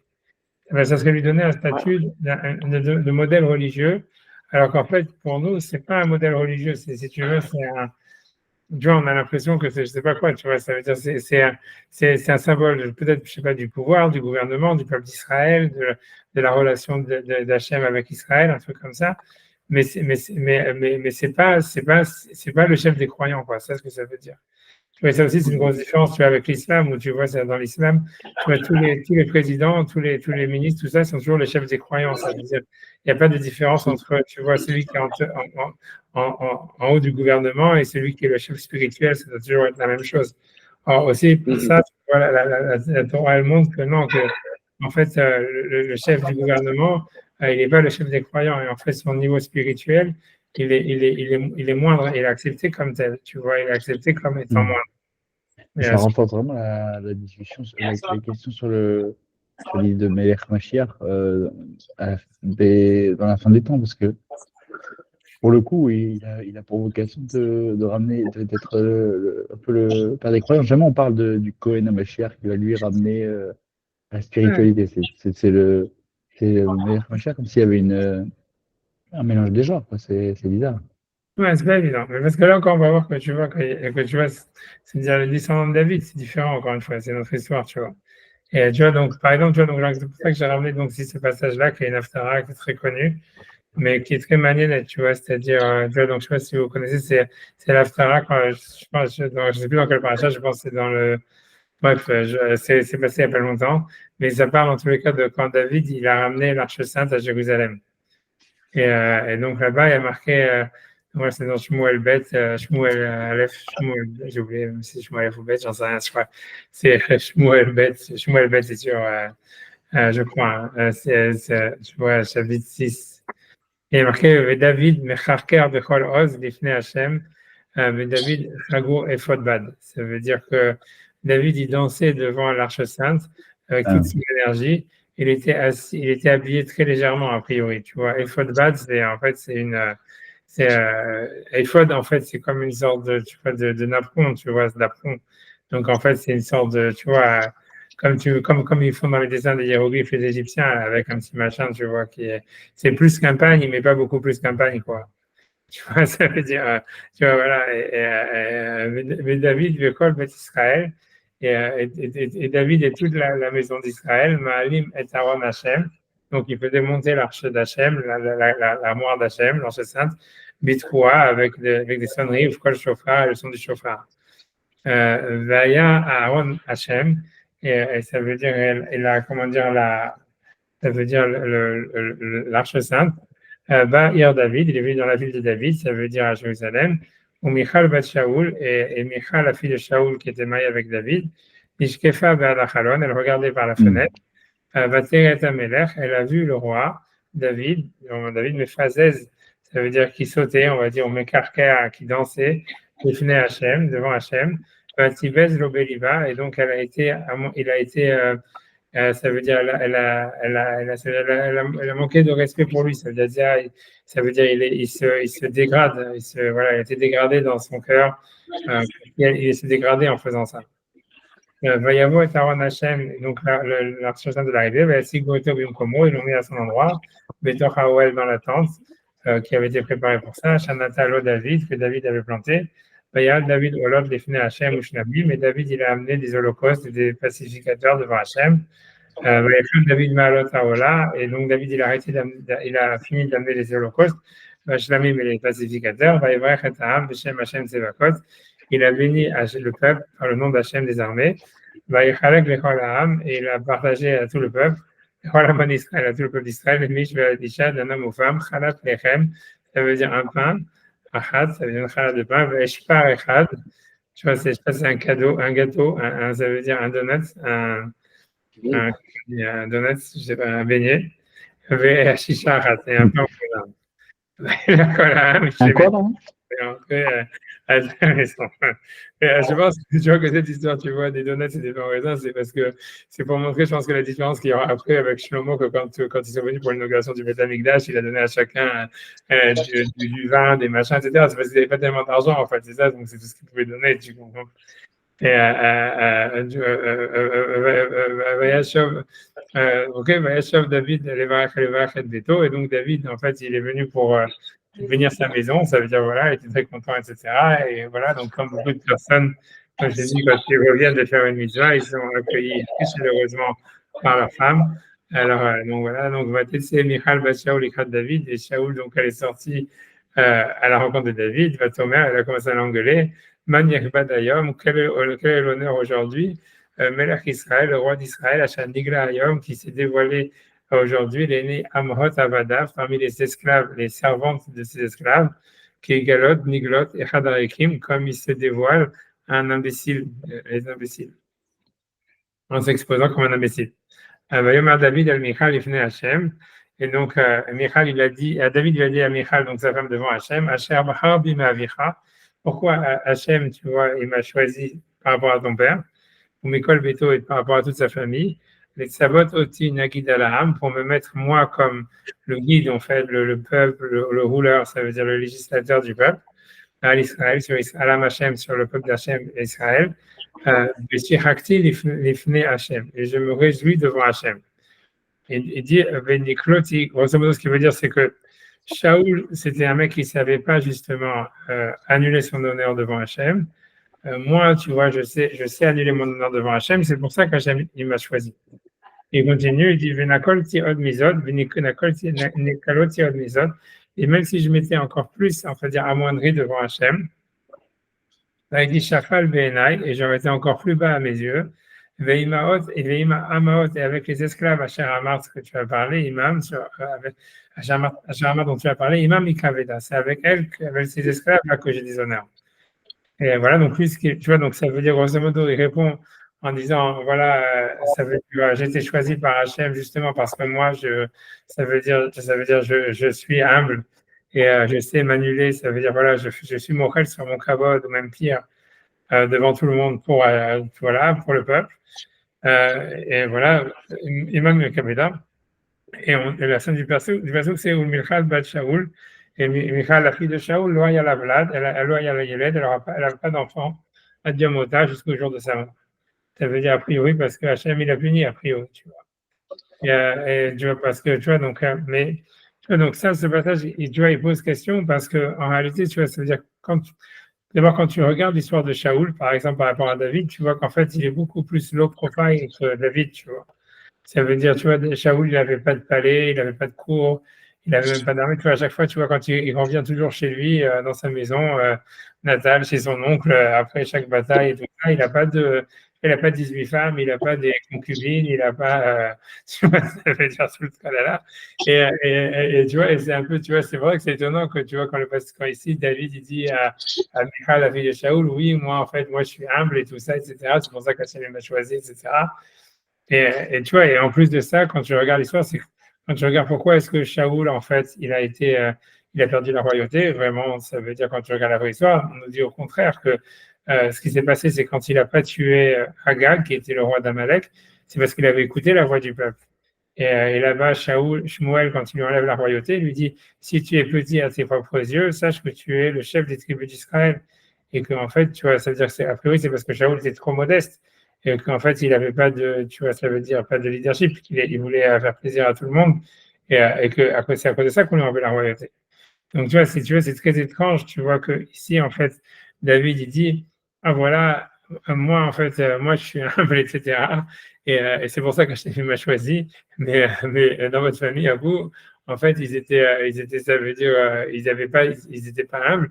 Et au contraire, tu vois, ils avaient le nez en l'air, un peu comme toi, tu dis, comme sa femme, elle lui a dit, le roi, il doit pas faire ça, c'est pas l'honneur de la royauté de faire ça. Alors, en fait, on a vu déjà qu'a priori, c'est clairement pas l'honneur de la royauté, tu vois, c'est-à-dire, tout ça, ça veut dire halakha lema assez, ça veut dire, on comprend bien que cette discussion, c'est une discussion halakhique, selon ce qu'on a vu un peu dans la Gemara, jusqu'à maintenant et dans la Mishnah, a priori, c'est Michal qui a raison. Ça veut dire qu'un roi, il peut pas être mochel sur son kavod, même pour une mitzvah, tu vois. C'est pour ça, il faut dire comme la réponse de Tosfot, que comme c'est pour l'Arche Sainte, mais tu vois, mais en fait, tu vois bien que, en fait, même David, quand il répond, tu vois, on n'a pas vraiment l'impression qu'il dit c'est pour Hachem que j'ai fait ça. Il dit non, moi, je me sens bien avec les esclaves, tu vois, ça veut dire mon honneur, c'est d'être avec les esclaves, etc. On n'a pas vraiment l'impression qu'il répond j'ai fait ça pour Hachem, tu vois, ou c'était pour l'honneur d'Hachem, etc. Et en plus de ça, donc, comme je vous dis, c'est que dans l'histoire du Tanakh, on a l'impression du contraire, tu vois. Mais ça veut dire que David, il est plus high profile que Shaoul. Et que Dafka, Shaoul lui a enlevé la royauté parce qu'il était low profile et qu'il n'a pas su s'imposer par rapport au peuple. Tu vois. Et tu vois, mais tu vois, et donc, tu vois, moi, ce que je voulais dire, tu vois, pour répondre à cette question, etc., c'est un peu la même histoire qu'avec le Kohen Gadol. C'est de dire qu'en réalité, si tu veux, ça veut dire pour être mochel, il faut avoir un super gros niveau. Tu vois, ça veut dire que c'est que le Kohen Gadol, lui, on dit voilà, lui il peut être mochel sur son kavod parce qu'on sait que lui il est mochel pour l'honneur d'Hachem, parce qu'il fait faire plaisir aux gens, etc. Et en fait, si tu veux, donc c'est vrai que Shaoul, en réalité, en fait, lui, il était plus low profile, si tu veux, que David, etc. Mais en réalité, l'idée, c'est que même ce low profile qu'il avait, en fait, c'était déjà mauvais pour lui. C'est-à-dire que lui, il aurait dû avoir encore plus peut-être du kavod. Mais c'était une faiblesse, en fait, de ne pas pouvoir, en fait, être mochel.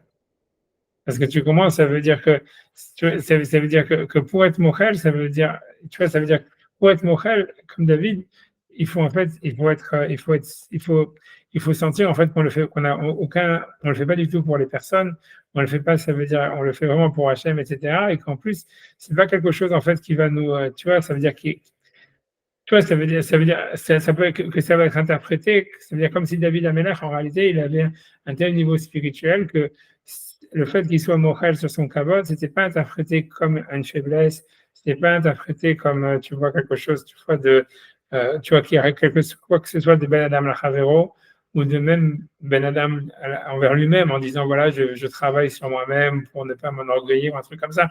Même si j'avais une interprétation pareille, déjà ça aurait rendu interdit pour lui comme elle dit Michal, d'amoindrir son honneur, parce qu'un roi, il n'a pas le droit d'amoindrir son honneur, même pour une mitzvah.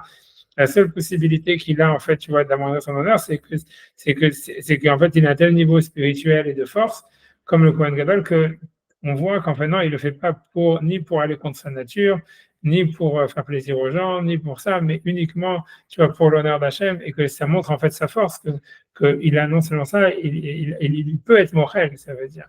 Et c'est pas vu comme une faiblesse, tu vois. C'est que Shaoul, quand il était mochel, c'est vrai qu'il était low profile, mais en fait, c'était vu comme une faiblesse par rapport au peuple, par rapport à lui-même. C'est-à-dire que soit, en fait, il est en dépression, un peu comme on voit ça. Ça veut dire, c'est vrai que, tu vois, ça veut dire que, tu vois, en réalité, le truc, c'est qu'il a du mal à assumer le fait d'être roi et qu'il voit ça comme quelque chose tu vois, qu'il a du mal vraiment, comme, tu vois, c'est comme un peu, Shaoul, tu vois, ça lui voit bien qu'il est dépressif à la fin, etc., etc. Donc, ça veut dire, si tu veux, sa modestie, tu vois, c'était en fait une source de dépression, en réalité, en disant, c'était, tu vois,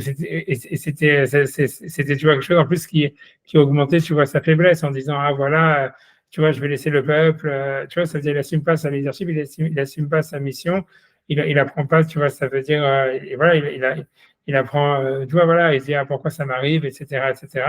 Et donc, il le prend, il n'arrive pas, comment dire, à s'identifier à sa royauté et sa modestie, en fait, c'est une faiblesse et même, tu vois, presque un truc de dépression, tu vois. Et c'est pour ça que lui, il n'avait pas le droit d'être Morel. Et tu vois, c'est pour ça, et c'est Michal, elle dit que David, c'est la même chose, tu vois. Mais que David, il répond, il dit, ton père, en fait, il était faible. C'est pour ça, en fait, que lui, il ne pouvait pas être Morel. Et que pour lui, c'était considéré comme une avéra, comme une faute, le fait d'écouter le peuple, le fait de se montrer faible, etc. Parce que c'était, en fait, une manière de ne pas assumer sa mission, de ne pas assumer ce qu'il était, etc. Mais pour moi, David, qui suis un homme fort, etc., moi, je peux m'amoindrir complètement. Tu vois, et pour moi, c'est pas du tout quelque chose, tu vois, que tu vois, comme si de lutte avec moi-même ou de lutte ou de vouloir faire plaisir aux gens ou de la dépression du fait que j'assume pas ma royauté, etc. C'est parce qu'il était tellement fort justement, tellement habité par la royauté que pour lui, c'était le fait d'être moral sur son kavod, de danser à moitié nu devant tout le monde, c'est devant la chose sainte, c'était en fait ça montrait en fait à quel point, tu vois, ça veut dire à quel point, tout en faisant ça, comme le Kohen Gadol qui peut être mochel, en fait, il n'enlevait rien du respect qui lui était dû et du respect qu'il se donne à lui-même et que le peuple devait lui donner, tu vois, et que c'était donc un niveau supérieur. Voilà, et que Michal n'avait pas compris. C'est pour ça, en fait, que Hachem, a priori, l'a puni en disant qu'elle n'a pas d'enfant jusqu'à sa mort, tu vois, un truc comme ça. Mais ça veut dire, on voit, tu vois, ça veut dire, l'idée de ce qu'on voit de cette histoire-là, c'est que le fait de pouvoir être moral sur son kavod, pour une mitzvah, c'est-à-dire, pour un roi, c'est comme ça, mais je pense que, tu vois, on peut prendre ça pour n'importe quel être humain. C'est-à-dire que ça veut dire être moral sur son kavod, c'est pas donné à tout le monde. Ça veut dire que quelqu'un, tu vois, il a du respect qui lui est dû. Si on veut prendre de manière plus large, tu vois, en tant qu'être humain, il y a un respect qui lui est dû. Et en fait, se dire, ah voilà, je suis mochel, tu vois, c'est super, je suis un sadique. Non, tu vois, c'est pas du tout évident. Ça veut dire, ça veut dire que pour être mochel, en fait, il faut avoir un niveau très élevé, tu vois, comme le niveau d'un Kohen Gadol, plus que le niveau d'un roi, pour se dire, ok, tu vois, ça veut dire, je vois pas, ça veut dire, je me manque pas de respect à moi-même en étant mochel. Non seulement ça, tu vois, je fais pas ça pour les autres. Je fais pas ça parce que tu vois, je veux faire plaisir ou j'ai un truc de faiblesse, etc. Ça doit être un truc qui est fait vraiment en l'honneur d'Hachem, tu vois. C'est vraiment un cours pour une katane, hein. Comment? C'est vraiment un cours fait pour une katane. Mais je vois pourquoi quel rapport. Non, parce que dans le côté où on se déguise et on avait son cavode, non? Ouais, peut-être, j'en sais rien, c'est vrai, c'est possible, peut-être. Pour pas déifier, par rapport contrairement à Man qui s'est déifié et tout. Ouais. Ouais, peut-être, mais ça veut dire ça, ça veut dire, ouais, tu vois, parce que tu vois, Mordechai, lo yichav, lo yishtachavé, c'est-à-dire que Mordechai, il se prosternait pas, et tu vois, et ça a commencé de ça, il s'est pas mochel. Et tout le Sanhédrin était contre lui, tu vois, en disant comment ça se fait que tu mets tous les Juifs en danger à cause de toi, tu vois. Mais c'est justement parce que lui, il se disait, tu vois, je vais pas être mochel par faiblesse, tu vois. Et ça veut dire pour moi, tu vois, c'est parce que Mordechai est en plus un descendant de Shaoul, tu vois, c'est vrai que là, c'est arrivé, pour le coup, c'est vrai que c'est Yapouim, puisqu'on dit que Shaoul, Mordechai, c'était un descendant de Shaoul et qu'il a fait le tikkun de Shaoul, quoi. Donc, tu peux dire ça, en fait. C'est l'histoire, en fait, c'est peut-être une faiblesse. Il fait le tikkun par l'opposé. Ouais, ça, de ne pas se prosterner. Mais en fait, l'idée, c'est que c'était cette force que son père, il aurait dû avoir, tu vois, son aïeul, quoi, il aurait dû avoir de ne pas se prosterner, de ne pas écouter le peuple, de s'affirmer plus, de ne pas être Morel, que Mordechai, il a eu, tu vois, de ne pas être Morel, tu vois. Ça veut dire, tu vois, peut-être, tu vois, ça serait un lien avec Purim, tu vois, un truc comme ça. Voilà, mais bon, en tout cas, c'est surtout ça, tu vois ce que je veux dire, c'est que de la mitzvah du roi, de la mitzvah de l'honneur qui est donné au roi, en fait, si tu veux, ça veut dire, on voit, on peut apprendre pour nous-mêmes, quoi. Ça veut dire voilà, que le roi, en fait, il ne veut pas être mochel, même pour une mitzvah, sauf s'il a un niveau extraordinaire, tu vois, comme le Kohen Gadol ou comme le roi David, que c'est un truc, tu vois, qui est vraiment. Tu vois, ça veut dire, voilà, et c'est-à-dire, par contre, Shaoul qui a été moral, soit par, tu vois, ça veut dire par manque de respect pour lui-même, soit parce qu'il voulait faire plaisir aux gens, soit parce qu'il était dépressif, soit parce que, tu vois, quelle que soit la raison, parce qu'il assumait pas, tu vois, son rôle de roi. En fait, tu vois, ça devient au contraire, tu vois, c'est pour lui, c'était interdit d'être, c'est un sourd d'être moral, et ça a été une erreur d'être moral, tu vois, et c'est ça, ça ce que Michal ne comprend pas, quoi, mais voilà, ça c'est un truc, c'est un truc. Dans la Gemara, on retrouve d'ailleurs cette idée, voilà, donc ce que je veux dire, tu vois, c'est que dans la Gemara, on retrouve cette idée-là, dans une histoire, tu vois, avec Shimon ben Shattar. Ouais, 2 secondes. Ouais, ça veut dire que, tu vois, c'est que dans la Mishnah, 2 secondes, j'arrive, j'espère que ça va marcher. Tu vois, ça veut dire, tu vois, donc la Mishnah, la Gemara, elle dit qu'on avait vu déjà qu'un roi, on ne le juge pas et il n'est pas jugé. D'accord? Et, donc voilà, donc la Gemara sur ça, elle dit Amar Rav Yosef, il dit c'est halakha qu'un roi ne juge pas et qu'il n'est pas jugé. On dit, alors puisqu'on voit bien que dans tout le Tanakh, Shlomo, le roi Salomon par exemple, qui est un roi, il juge.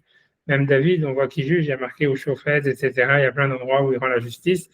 Donc il y a plein de questions, tu vois, sur cette Mishnah.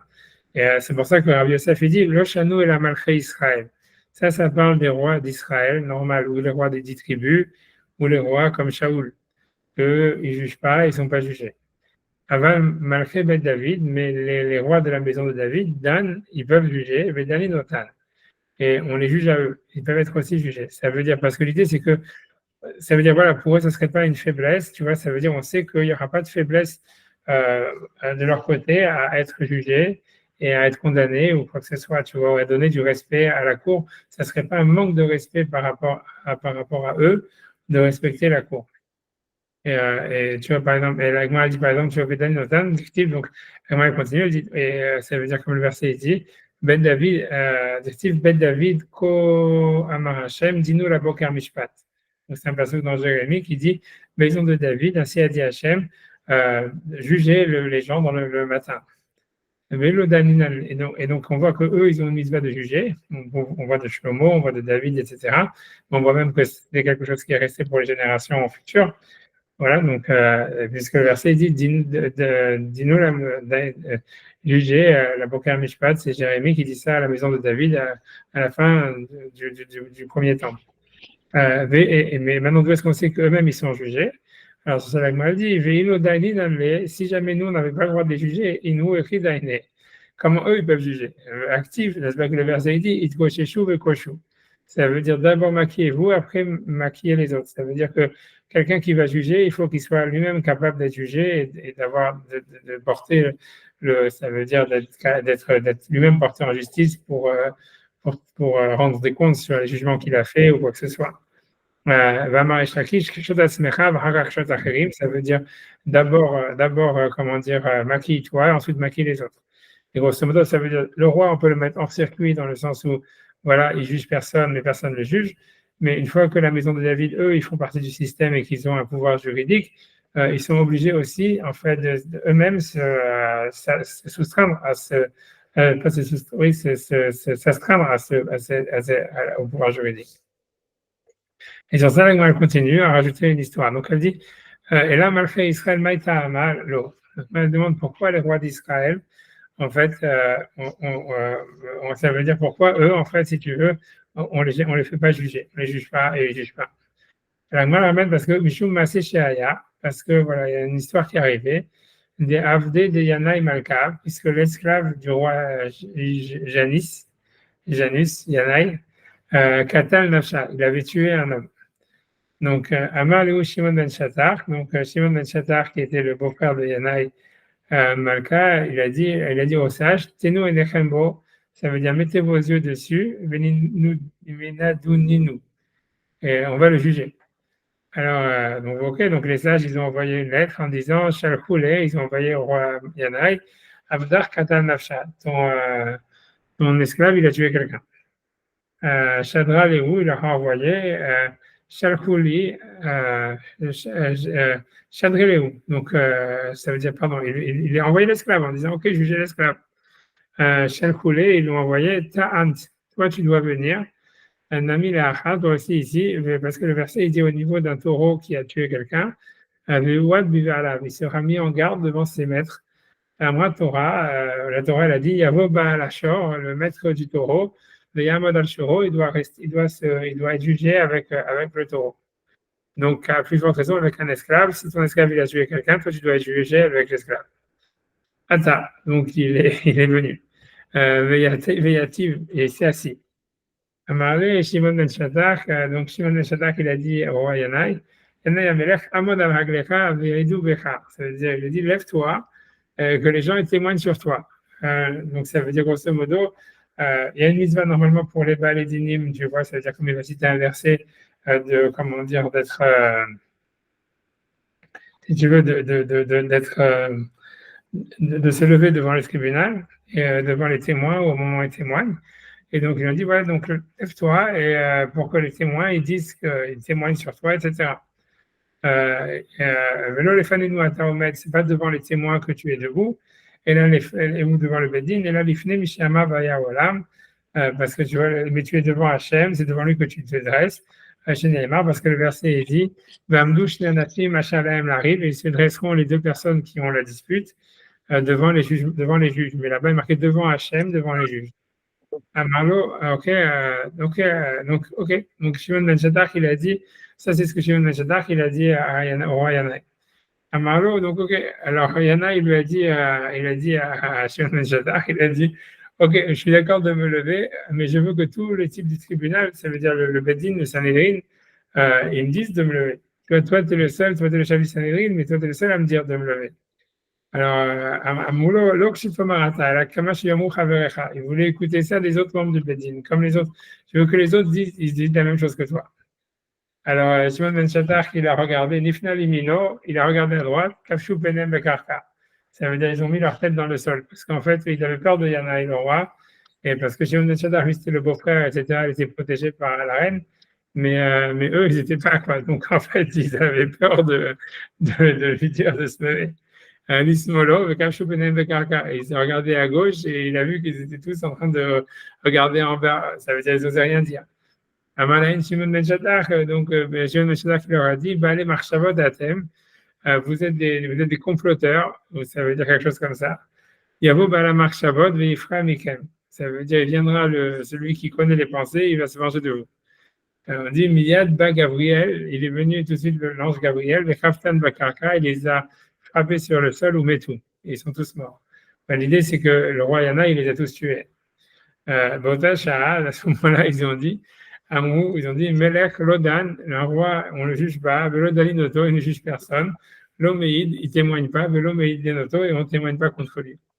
Mais, et ça veut dire, voilà, donc, la question, tu vois, donc ça c'est la Gemara, etc. Et donc ça voudrait dire, en fait, on a l'impression que, voilà, il n'y a que la maison de David qu'eux, en fait, ils ont la possibilité de donner du respect ça veut dire à la cour, etc., sans que pour eux, ça soit considéré comme une sorte de manque de respect par rapport à eux-mêmes, tu vois, etc. Maintenant, le truc, c'est de savoir, tu vois, par ça, c'est de savoir, est-ce que cette histoire-là, est-ce que Shimon ben Shaddach, il avait raison de demander à Yanaï, si tu veux, de se lever ou pas. Et en fait, c'est pas évident, tu vois. Tu vois, ça veut dire, puisque normalement, le roi, il doit quand même, tu vois, eux, ils sont obligés d'honorer le roi. Et a priori, tu vois, ça veut dire, est-ce que le roi, il a à se lever devant le tribunal ou pas, bien que c'est une mitzvah. Il y a marqué dans le Passouk, et les gens qui ont le juge de la dispute, ils doivent se lever devant le tribunal et devant Hachem. Mais tu vois, comme il y a la mitzvah d'honorer le roi, peut-être, tu vois, en réalité, tu vois peut-être que cette mitzvah, elle saute, tu vois. Et c'est un peu ce qu'il dit Shimon Ben Shaddar. Il dit, en fait, si c'est devant nous que tu te lèves, ça, tu n'as pas le droit de te lever devant nous, parce que nous, on est des êtres humains et c'est nous qu'on doit te respecter. Mais en fait, c'est comme tu te restes devant Hachem, donc tu dois te lever devant Hachem. Mais la question, c'est de savoir, est-ce qu'il avait raison de dire ça? Est-ce que c'est vrai? Ou est-ce que, tu vois, est-ce que c'est pas vrai? Ou même, est-ce que lui, il avait le droit de dire ça au roi? Tu vois? Et voilà. Et dans le cas où, en fait, l'idée, c'est, encore une fois, c'est que, à mon avis, c'est-à-dire que si jamais, en fait, on dit que Shimon Ben Shaddar, il avait tort, et que, en fait, tu vois, il n'aurait pas dû normalement se lever ni rien. Donc, en fait, tu vois, on ne comprend pas pourquoi est-ce qu'on dit après un roi, on le juge ou on ne le juge pas, tu vois. C'est-à-dire, tu vois, ça veut dire si normalement il n'a pas à se lever, donc, OK, donc il n'y a pas de problème, tu vois, qu'il soit jugé, tu vois, puisque, voilà. C'est, tu vois, voilà. Donc, en fait, je vais simplement citer, tu vois, c'est une grande discussion. En fait, c'est pas évident. Mais ça veut dire, mais voilà, si j'ai ramené le Khidouché à Han, qu'il y a dans le WhatsApp, et quand j'avais essayé de l'amener en copy-paste sur le chat du groupe, du chiot, c'était pas évident, ça le coupe. Mais donc, je vais faire le sur le WhatsApp, ouais, je sais pas si, je vais pas vraiment le mettre en share screen non plus, je crois. Donc, je vais essayer, moi, si vous voulez, je vais le mettre dans le chat du groupe, et même si je sais que ça va pour apprendre tout, je vais faire en plusieurs morceaux. Donc, OK. OK, je...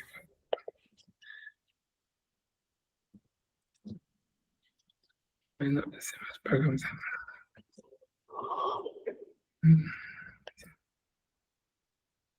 OK, c'est bon. Je sais pas s'il y a encore quelqu'un dans le cours d'ailleurs, mais c'est pas grave. Ah non, non, on est là. Moi, je suis Si, là. on est Vous là, on m'entendez? est là. Moi, je Ah plonge non, un moi, peu, mais je tiens encore. j'ai dû me mettre en route pour la maison, mais la caméra marche pas au volant pour prévenir les idiots qui font volant et caméra en même temps. Ok, d'accord. Mais là, on est là, on est là. Ok, donc, On je est vais là, quand on est même là. mettre dans le Je chat rallume la caméra comme ça, c'est sympa. Ok, d'accord. Je sais pas, parce que toujours, ça m'appelle ce sketch sur les inconnus où, je sais pas, ils parlent sur le cinéma français et tout ça, où ils disent c'est complètement débile. À un moment, à la fin du sketch, ils disent oui, c'est pas grave, de toute façon, il n'y a plus aucun spectateur dans la salle. Ils sont tellement forts. Honnêtement, leurs sketchs, je les revois de temps en temps. Ils sont tellement actuels, ils sont tellement extraordinaires, ces gars. Ils sont extra. C'est vraiment un truc qui a pas vieilli, quoi. Enfin, en tout cas, peut-être que nous on a vieilli avec. C'est peut-être ça aussi. Hein.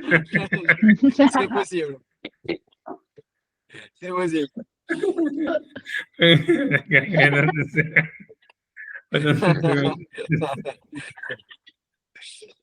Attends 2 secondes, j'essaie de retrouver Le comment gars ça qui a va. bientôt 50 ans. Oh, ça n'a pas vieilli, ça me fait toujours rire. Ouais, bravo, ouais. Ouais. Attends 2 secondes, j'essaie de trouver le chat du coup, je sais pas comment on fait une seconde. Ah, le chat il est là, ok, d'accord. Là, je crois qu'on a trouvé, en fait. Ouais, je l'ai envoyé dans le WhatsApp, tu vois, je l'avais envoyé dans le WhatsApp. Mais le truc, c'est après, tu vois, pour faire Je screen, vais le coller, regardez, je vais le coller. Et je le recolle. ça, c'est pas Gad Elmaleh, ça, c'est les inconnus, ou je sais plus c'est qui, c'est les inconnus. C'était quand il se moquait sur un. Ouais, c'est celui-là, ouais. Bon, alors je le prends directement là-bas, j'envoie pas dans le chat du machin parce que c'est trop. Moi, Je l'ai envoyé, moi, dans le chat, si vous voulez. Ouais, vas-y, mais tu vois, Non, je l'ai fait, je voulais le copier, si vous voulez. mais tu vois, parce que ça coupe, tu vas voir, ça va pas te laisser couper tout le texte. J'ai l'expérience de la dernière fois. Ouais, genre, j'en ai copié une partie, en tous les cas. Donc, je fait avec le début. Donc, après le gave d'Amrina Natam, donc voilà, donc la question, elle veut dire, tu vois, donc, le Kiddushé Aaron, il pose une question. Il dit comme ça. Il dit comment Shimon Ben Shattach, il a pu demander au roi Yanaï de se lever. Parce que dit, voilà, on a une halakha, Amrina Natam, on dit là-bas, Tsurba Merabanan, Minsach Katalmit Chacham, Modvin Ale. Il doit s'asseoir durant le jugement, il ne se lève pas. Mishum Kvod Torah, à cause de l'honneur de la Torah. Donc il dit, Vachinami, de la même manière, avaler le Touvé, Mishum Emat Malchut. Là, si déjà un Talmid Chacham, on doit le laisser assis en l'honneur de la Torah, à plus forte raison un roi, on doit le laisser assis en respect pour la royauté. Donc ça, c'est une question que plein de Rishonim me demandent. Donc, ok, donc lui il veut dire comme ça. Donc la première réponse que lui veut dire, il veut dire que en fait il y a une différence entre l'honneur de la Torah et l'honneur d'un roi. Alors, Ikal Memar de assez d'Ikvot Torah à Difa, les Dakouya assez des Baledinim, Bamida.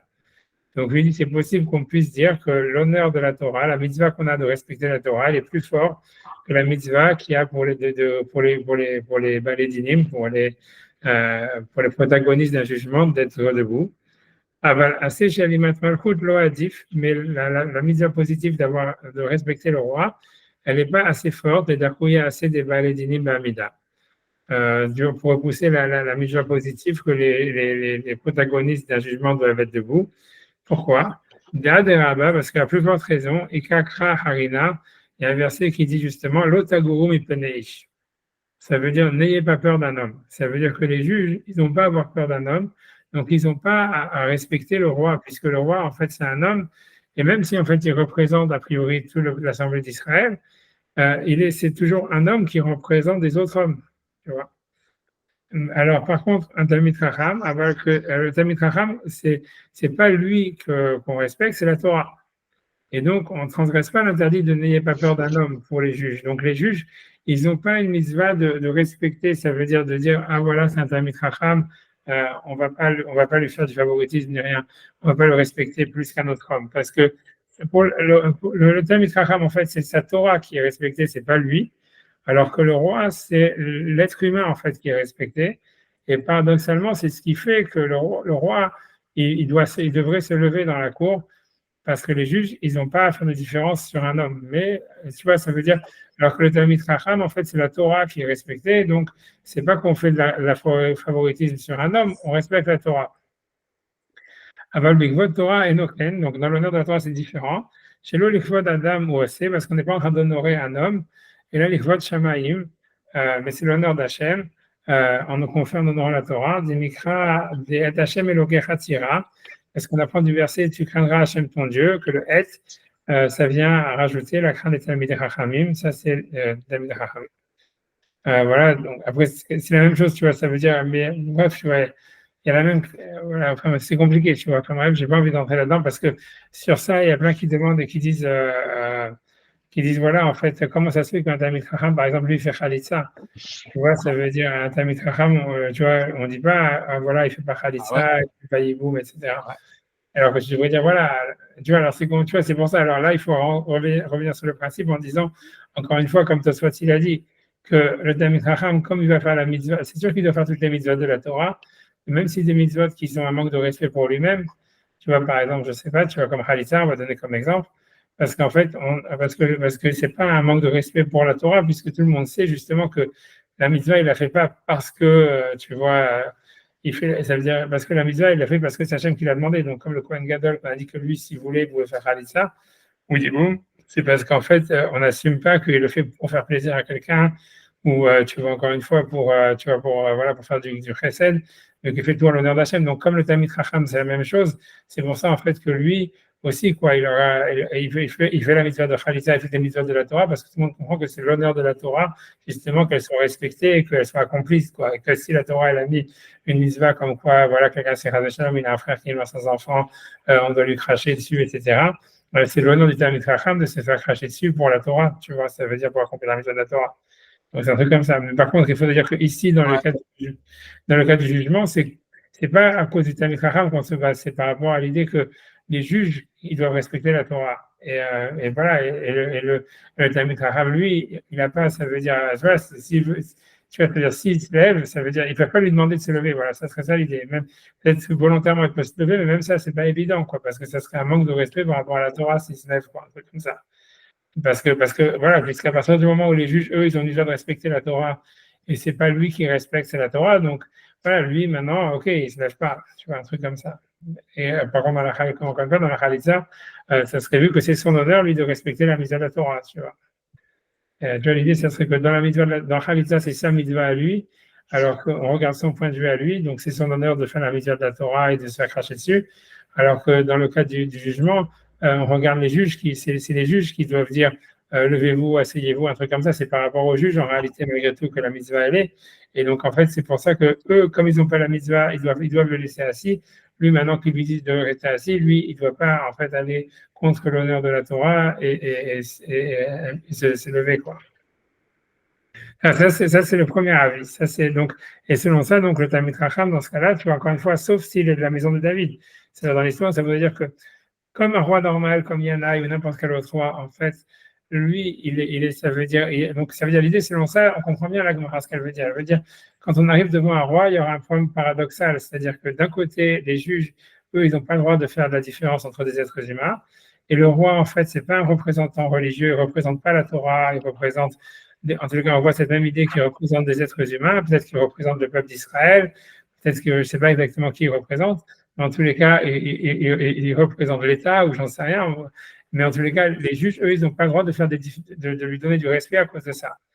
Et donc, par contre, lui, en fait, le roi, il va être vu comme, il ne doit pas accepter non plus que son respect il soit, comment dire, amoindri. En fait, lui, il va voir ça comme un amoindrissement de son respect.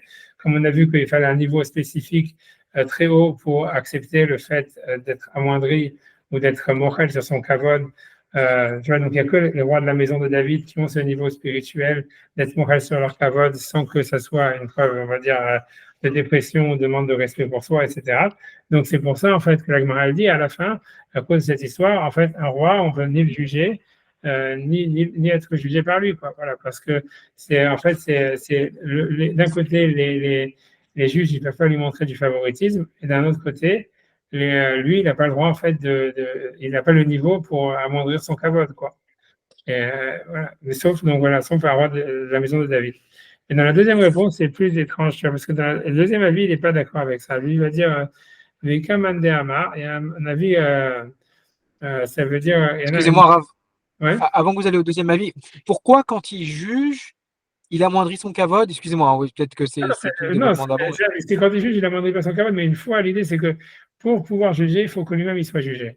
Tu vois, c'est ce qu'on a vu tout à l'heure. Ok, d'accord. Lui, il ne veut pas le juger parce que voilà, c'est à cause de ce paradoxe-là. Ça veut dire que lui, il n'a pas le niveau pour amoindrir son kavod. Donc, il voit ça comme, tu vois, ça va être quelque chose, tu vois, qui est contre son respect, tu vois. Ça veut dire, voilà, il n'a pas le niveau d'être mochel et shem shamaïm. On va dire, on n'assume pas qu'il a le niveau d'être mochel, son kavod et shem shamaïm. Et lui, par contre, il ne représente pas la Torah, il ne représente pas Hachem, il représente le peuple d'Israël. Donc, il y a une misère spécifique pour les juges de ne pas faire de favoritisme entre les êtres humains. Donc, les juges, eux, ils ont aucune misère de le respecter. Donc, en fait, s'il y a un conflit, quoi, ça veut dire entre deux nécessités, et ça va entraîner que, voilà, on ne peut pas juger le roi, et comme on ne peut pas le juger, il ne peut pas juger les autres, parce que s'il n'y a pas la réciproque, il ne peut pas juger s'il ne peut pas accepter un jugement sur lui-même. Tu vois, ça, c'est la première explication, tu vois, de Tosfot et tout ça, ça du Kiddushei Haran. Et tu vois, mais dans la deuxième explication, tu vois, c'est de dire que c'est notre explication, c'est-à-dire que, et dans cette explication, Shimon ben Shatach, il avait raison, tu vois, de lui demander ça veut dire de s'asseoir, de se lever, pardon, tu vois, de se lever, parce qu'en fait, il ne fallait pas que Shimon ben Shatach, il montre du respect pour le roi d'Israël, alors que c'est un être humain qui représente d'autres êtres humains, et il y a une mission spécifique de la Torah, du juge, qui ne doit pas avoir peur ou montrer du respect à un autre être humain dans le jugement. Maintenant, ça, c'est un avis, ça, c'est le premier avis. Maintenant, il y a un deuxième avis, tu vois, donc c'est dans les Rishonim, qui est avec Aman Damar, donc c'est déjà un deuxième avis. Enfin, le deuxième avis et le troisième avis, c'est un peu la même chose. Donc, je traduis d'abord ça. Il y a un deuxième avis qui dit qu'en réalité, le deuxième avis veut dire qu'en fait, il y en a un Melech qui pourrait s'asseoir, parce qu'il y a justement à cause du fait qu'il faut respecter le roi.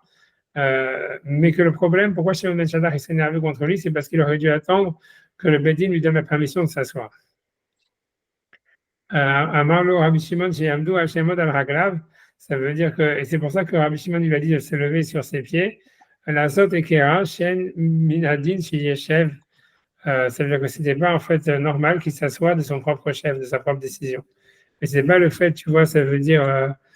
C'est pas le fait que en fait, ça veut dire, l'idée, c'est que selon ça, les juges, ils avaient une misère de le respecter, et donc ils n'avaient pas lui demander de se lever, mais ici, le problème, c'est qu'il s'était assis tout seul, il aurait dû attendre le droit le rechute du Beddin pour qu'on lui donne le droit de s'asseoir. Souvent, Elaim Ken Yoshivu Beddin, voilà, ça veut dire qu'il pouvait savoir que si jamais le Beddin, en fait, il essaie. Alors, je vais essayer de copy-paste le reste jusqu'à la fin. Je ne sais pas si ça va marcher. Enfin, on a sauté quelques mots. 2 secondes. Bah, si vous l'avez dans le, si vous l'avez dans WhatsApp, hein, c'est simplement, c'est bon. Je vais voir.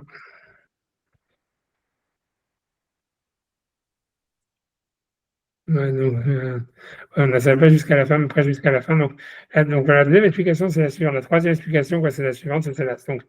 Donc jusqu'à maintenant, on va dire, Shimon, dans les deux premières explications qui se ressemblent, enfin, la première explication, on va garder la première et la troisième parce que la deuxième, c'est intermédiaire et bon, ça revient au même. Mais ça veut dire, l'idée, ça revient comme l'une des deux.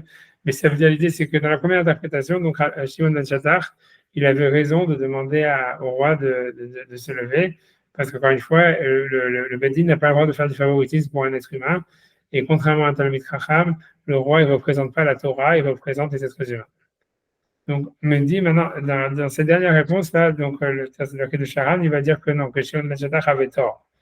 Donc, il dit, Vianney Omer, donc il dit le Han, Rabbeinu Nissim, c'était un rave d'Espagne du Moyen-Âge. Ani Omer, chez Rabbi Shimon, donc il dit, c'est possible que Rabbi Shimon ben Chattar, il avait tort. Parce qu'il n'aurait pas dû lui faire la honte. L'Omar chez Yamod al-Ragla, lui dire qu'il s'élève sur ses pieds. Alors que c'était le roi. Torah, et tout ce que la Torah elle a dit, des baledinim bamida, que quand il y a un jugement, les protagonistes du jugement, ils doivent se lever. C'est Mishum Kvod Bedin, c'est en l'honneur du Bedin. Vehem Yicholim Limchol. Et eux, ils auraient dû, le Bedin, il devrait être mochel sur son kavod. Ou Mishum Achi Amrin Anatam. Et c'est pour ça aussi qu'on dit que des Tsoba Merabanan, qu'un Talmid Chacham, Modmin on l'assoit. Pourquoi on l'assoit? Parce que chez la Bedin, les Kavdo, parce que le Bedin doit l'honorer, Mishum Kvot Torah, l'honneur de la Torah. Le Lord, et non seulement ça, et là, d'Amrina Natam, parce qu'on dit là-bas, Tsoba Merabanan, Bamaret, ça veut dire que l'idée, elle est, ce qui veut montrer qu'en fait, le Bedin, il a pas vraiment comment dire, à être exigeant sur l'honneur qui lui est donné au moment du jugement dans le tribunal, parce qu'il dit, voilà, qu'est-ce qui se passe si en fait, il y a un Talmid Chacham qui a un jugement avec un Amaret. Donc on dit, voilà, le Talmid Chacham, lui, s'assoit. Mais est-ce que le Amaret, lui, se lève? Alors, elle est que non, que le Amaret aussi doit s'asseoir. Parce que, en fait, on ne peut pas faire de différence entre deux personnes qui sont jugées. Donc, en fait, les deux, ils sont assis. Même le Amaret, il s'assit. Donc, on voit que, comment c'est possible, puisque le Amaret, il aurait la mitzvah de la Torah qui dit, ils se lèveront, les deux personnes, les deux protagonistes devant le Bedin. Donc, comment est-ce que le Amaret, lui, donc, le Talmid Chacham, on va dire, il s'assoit en cause de l'honneur de la Torah, que cette mitzvah de l'honneur de la Torah est plus grande que la mitzvah qu'ils ont les protagonistes de se lever devant Hachem dans le jugement. Mais le Hamaretz, lui, quelle est sa raison, pourquoi il ne se lève pas? Et donc, ce qui veut dire le Hidush Haran, c'est que ça veut dire qu'on voit bien que la mitzvah qu'ils ont les protagonistes d'un jugement de se lever devant le Bedin, c'est uniquement à l'honneur du Bedin. Et donc, si jamais, en fait, tu vois, ils veulent voilà, donc si jamais le Bedin, il est mochel, il peut être mochel. Et donc, ici, le Bedin, il aurait dû être mochel. Donc, c'est ce qui veut dire comme quoi, il dit, là, d'Amri dans la parce qu'on dit là-bas, Surba Merabanan, c'est un Damit Racham et Amaret, dit Beoudina, Beadade, qui ont un jugement l'un avec l'autre, qui a tout Kaman quand ils viennent devant nous, Modwinan les Surba Merabanan, on fait asseoir le Tamit Racham, ou l'Amaret, Nami Amrinan les tout. Et même au Amaret, on lui dit, assis-toi. Alma Mishum Kvot Bedin, donc on voit que toute cette mission de se lever, elle est pour l'honneur du Bedin, sinon l'Amaret, il n'aurait aucune permissivité de s'asseoir. Même Yocholim Limchol l'Amaret, donc ils peuvent pardonner au Amaret, si chez Yeshev, et lui dire qu'il s'assoit. Dilo Amay Omrim Loshev, parce que sinon pourquoi on lui dit de s'asseoir? Aïka, c'est des verbes d'Ouanachim, n'est-ce pas que l'Amaret, il est obligé par la mise positive de les gens se lèveront, etc. Le Kevan Sheken, et si c'est ainsi, Amay Amar Rabbi Shimon le Yanaï, donc pourquoi Rabbi Shimon il a dit à Yanaï, Amod al Raglecha, il lui a dit lève-toi sur tes pieds, Ayalahem, je reprends dans le truc, Ayalahem Limchol al Kevodam, ils auraient dû annuler être mochel sur leur honneur, Dika Seachina, puisque eux ils avaient la mise positive, j'étais Mato Alecha d'avoir la crainte du roi. Donc, mais ça veut dire, donc, pour revenir, donc voilà, ça veut dire, pour faire une histoire courte, c'est qu'en réalité, donc, ça veut dire, c'est une marloquette, en réalité, c'est pas évident, tu vois, c'est pas évident de dire que Shimon ben Chattar, si tu veux, il avait raison, en fait, de faire lever le roi ou pas. Il y a des avis, là, si la majorité des avis, beaucoup d'avis disent que voilà, que oui, il avait raison de le faire lever parce que le roi, il représente pas Hachem, il représente pas la Torah, il représente que des hommes. Et donc, à cause de ça, donc, spécifiquement, le Bedin ne doit pas faire de différence et du respect. Et selon cet avis, on comprend bien la Gemara pourquoi on ne juge pas un roi d'Israël, etc., mais un roi de la maison de David et pas un autre roi. Mais par contre, selon le deuxième avis qui dit qu'en fait, Sion al-Shaddach, il avait tort, et qu'en fait, normalement, ils auraient dû, c'est-à-dire dire au roi de rester assis parce qu'ils avaient la mitzvah d'honorer le roi. Tu vois, c'est un peu difficile à comprendre pourquoi dans la conclusion, on dit qu'un roi, on ne le juge pas, il n'est pas jugé, tu vois, c'est-à-dire, ça veut dire, voilà, qu'est-ce qu'il y a à perdre, tu vois, pourquoi est-ce qu'il ne serait pas jugé, puisque même quand il va être jugé, on va lui faire des honneurs, tu vois. Et on va lui dire, puisqu'on va lui dire, c'est-à-dire si on va le juger, on va lui dire assis-toi, etc., etc. On n'a pas peur qu'il n'accepte pas le jugement, on accepte simplement, on veut simplement pas qu'il soit mochel sur son kavod. Or ici, il ne serait pas mochel sur son kavod. Ok, tu vois, je ne sais pas, tu vois, c'est plus compliqué, tu vois, à mon avis. Ça veut dire, aritiste. Mais tu vois, mais voilà, mais tu vois, ouais, tu veux dire quelque chose? Moi, je dois juste y aller. Ok, donc voilà, ouais, je veux dire que voilà, j'ai plus ou moins fini ce que je voulais dire. Voilà. Je veux dire simplement, tu vois, que beaucoup de choses que j'ai dit, elles sont plus ou moins pas vraiment dedans, mais ça veut dire dans un livre tu vois, que j'ai ramené ici dans le WhatsApp, que c'est le Sefer Etz Haïm du Rav Abou Lafia, tu vois, qui était un Rav du 15e siècle, qui habitait, je ne sais pas exactement où, tu vois. Ah, wow. Voilà. Tu vois, Ok. voilà, je sais pas si je vais, voilà, je vais vous montrer, voilà, c'est de tout ça, ça vient de ce paragraphe-là, si vous avez le temps de regarder, c'est pas vraiment, c'est pour ça que j'ai pas cité, parce qu'en fait, je me suis inspiré, c'est lui qui ramène l'histoire de Michal Bat Shaoul, c'est lui qui pose la question à la différence entre Khalitsa et tous ces cas-là, toutes les questions de Tosfot, et que lui il fait une distinction dans cette, voilà, je ne veux pas citer parce qu'en fait, je pense quand même j'ai interprété beaucoup, je me suis en tout cas inspiré. Et donc, je ne veux pas dire que ce que je dis, c'est ce que lui, il a dit ou ce qui a marqué là-bas. Mais voilà, regardez là-bas, vous allez voir en tous les cas. D'accord. Voilà. Il est dans ses faria? Je ne sais pas. Tu vois, c'est pour ça que moi, j'ai pris dans Book, tu vois. Et c'est sûr que tu vois Ah, que Hebrew d'accord, très bien. l'impression. J'ai envoyé, il y a le link, tu vois, là. Tu vois, il y a le link Ah, très bien. dans le WhatsApp. Très bien. Sur le principal, en fait, c'est qu'un seul paragraphe. En plus, tout le texte que je vous ai dit, c'est-à-dire tout le truc. Et dans ce paragraphe-là, il est dans le Inami. Tu vois, c'est dans la page Ainbet, tu vois, il y a le Inami et ça va jusqu'à la fin du paragraphe Inami, jusqu'à Ve'alze, tu vois. C'est tout ça, c'est dans ce paragraphe-là. Et en réalité, il y a plein d'auteurs qui ont parlé, etc. Mais à mon avis, après avoir lu plein d'auteurs, je pense que celui-là, en fait, Zahakol, c'est celui qui dit le plus d'idées, le plus, voilà. Mais voilà, moi, je me suis beaucoup inspiré de ce qu'il dit, en tous les cas, pour parler de ce sujet-là. Et tu vois, donc l'histoire du principal, c'est de savoir comment être mochel sur son kavod, même pour faire une mitzvah, que c'est pas évident, en fait, que c'est un gros niveau et que, tu vois, voilà, et que entre la modestie et le manque de respect de soi, c'est, la frontière, elle n'est pas évidente. C'est quelque chose, tu vois, en fait, que, voilà, qu'on peut apprendre des lois des rois, quoi. Et qu'en fait, c'était pas n'importe quel roi qui pouvait, en fait, être mochel sur son kavod, même pour faire une mitzvah, quoi. Et que c'était, voilà, que c'était pas évident. Voilà, j'arrête là. Parce que si Valentin doit y aller, voilà, c'est. Merci. Moi aussi, je vais arriver dans un parking bientôt, alors ça va couper. Alors, c'est parfait timing. Merci beaucoup. Merci beaucoup, Rav. Merci du Mamat, parce que passionnant, c'est court. Ok, d'accord. Merci beaucoup. Allez, au prochain. Alors, ouais, réponds, vous me sentez bien, Rav. Ouais, non, mais ça va aller. Déjà, là, je me sens mieux parce que si j'ai pu faire le cours, c'est que ça va. Alors, bon Shabbat, alors. Non, c'est passé, je crois que ça y est, c'est bon. C'est bon. Je ne sais pas si c'est la vodka ou si c'est la Torah ou si c'est les élèves, je ne sais pas, ou c'est les trois. C'est les élèves. On y va. On élève. Ok, voilà.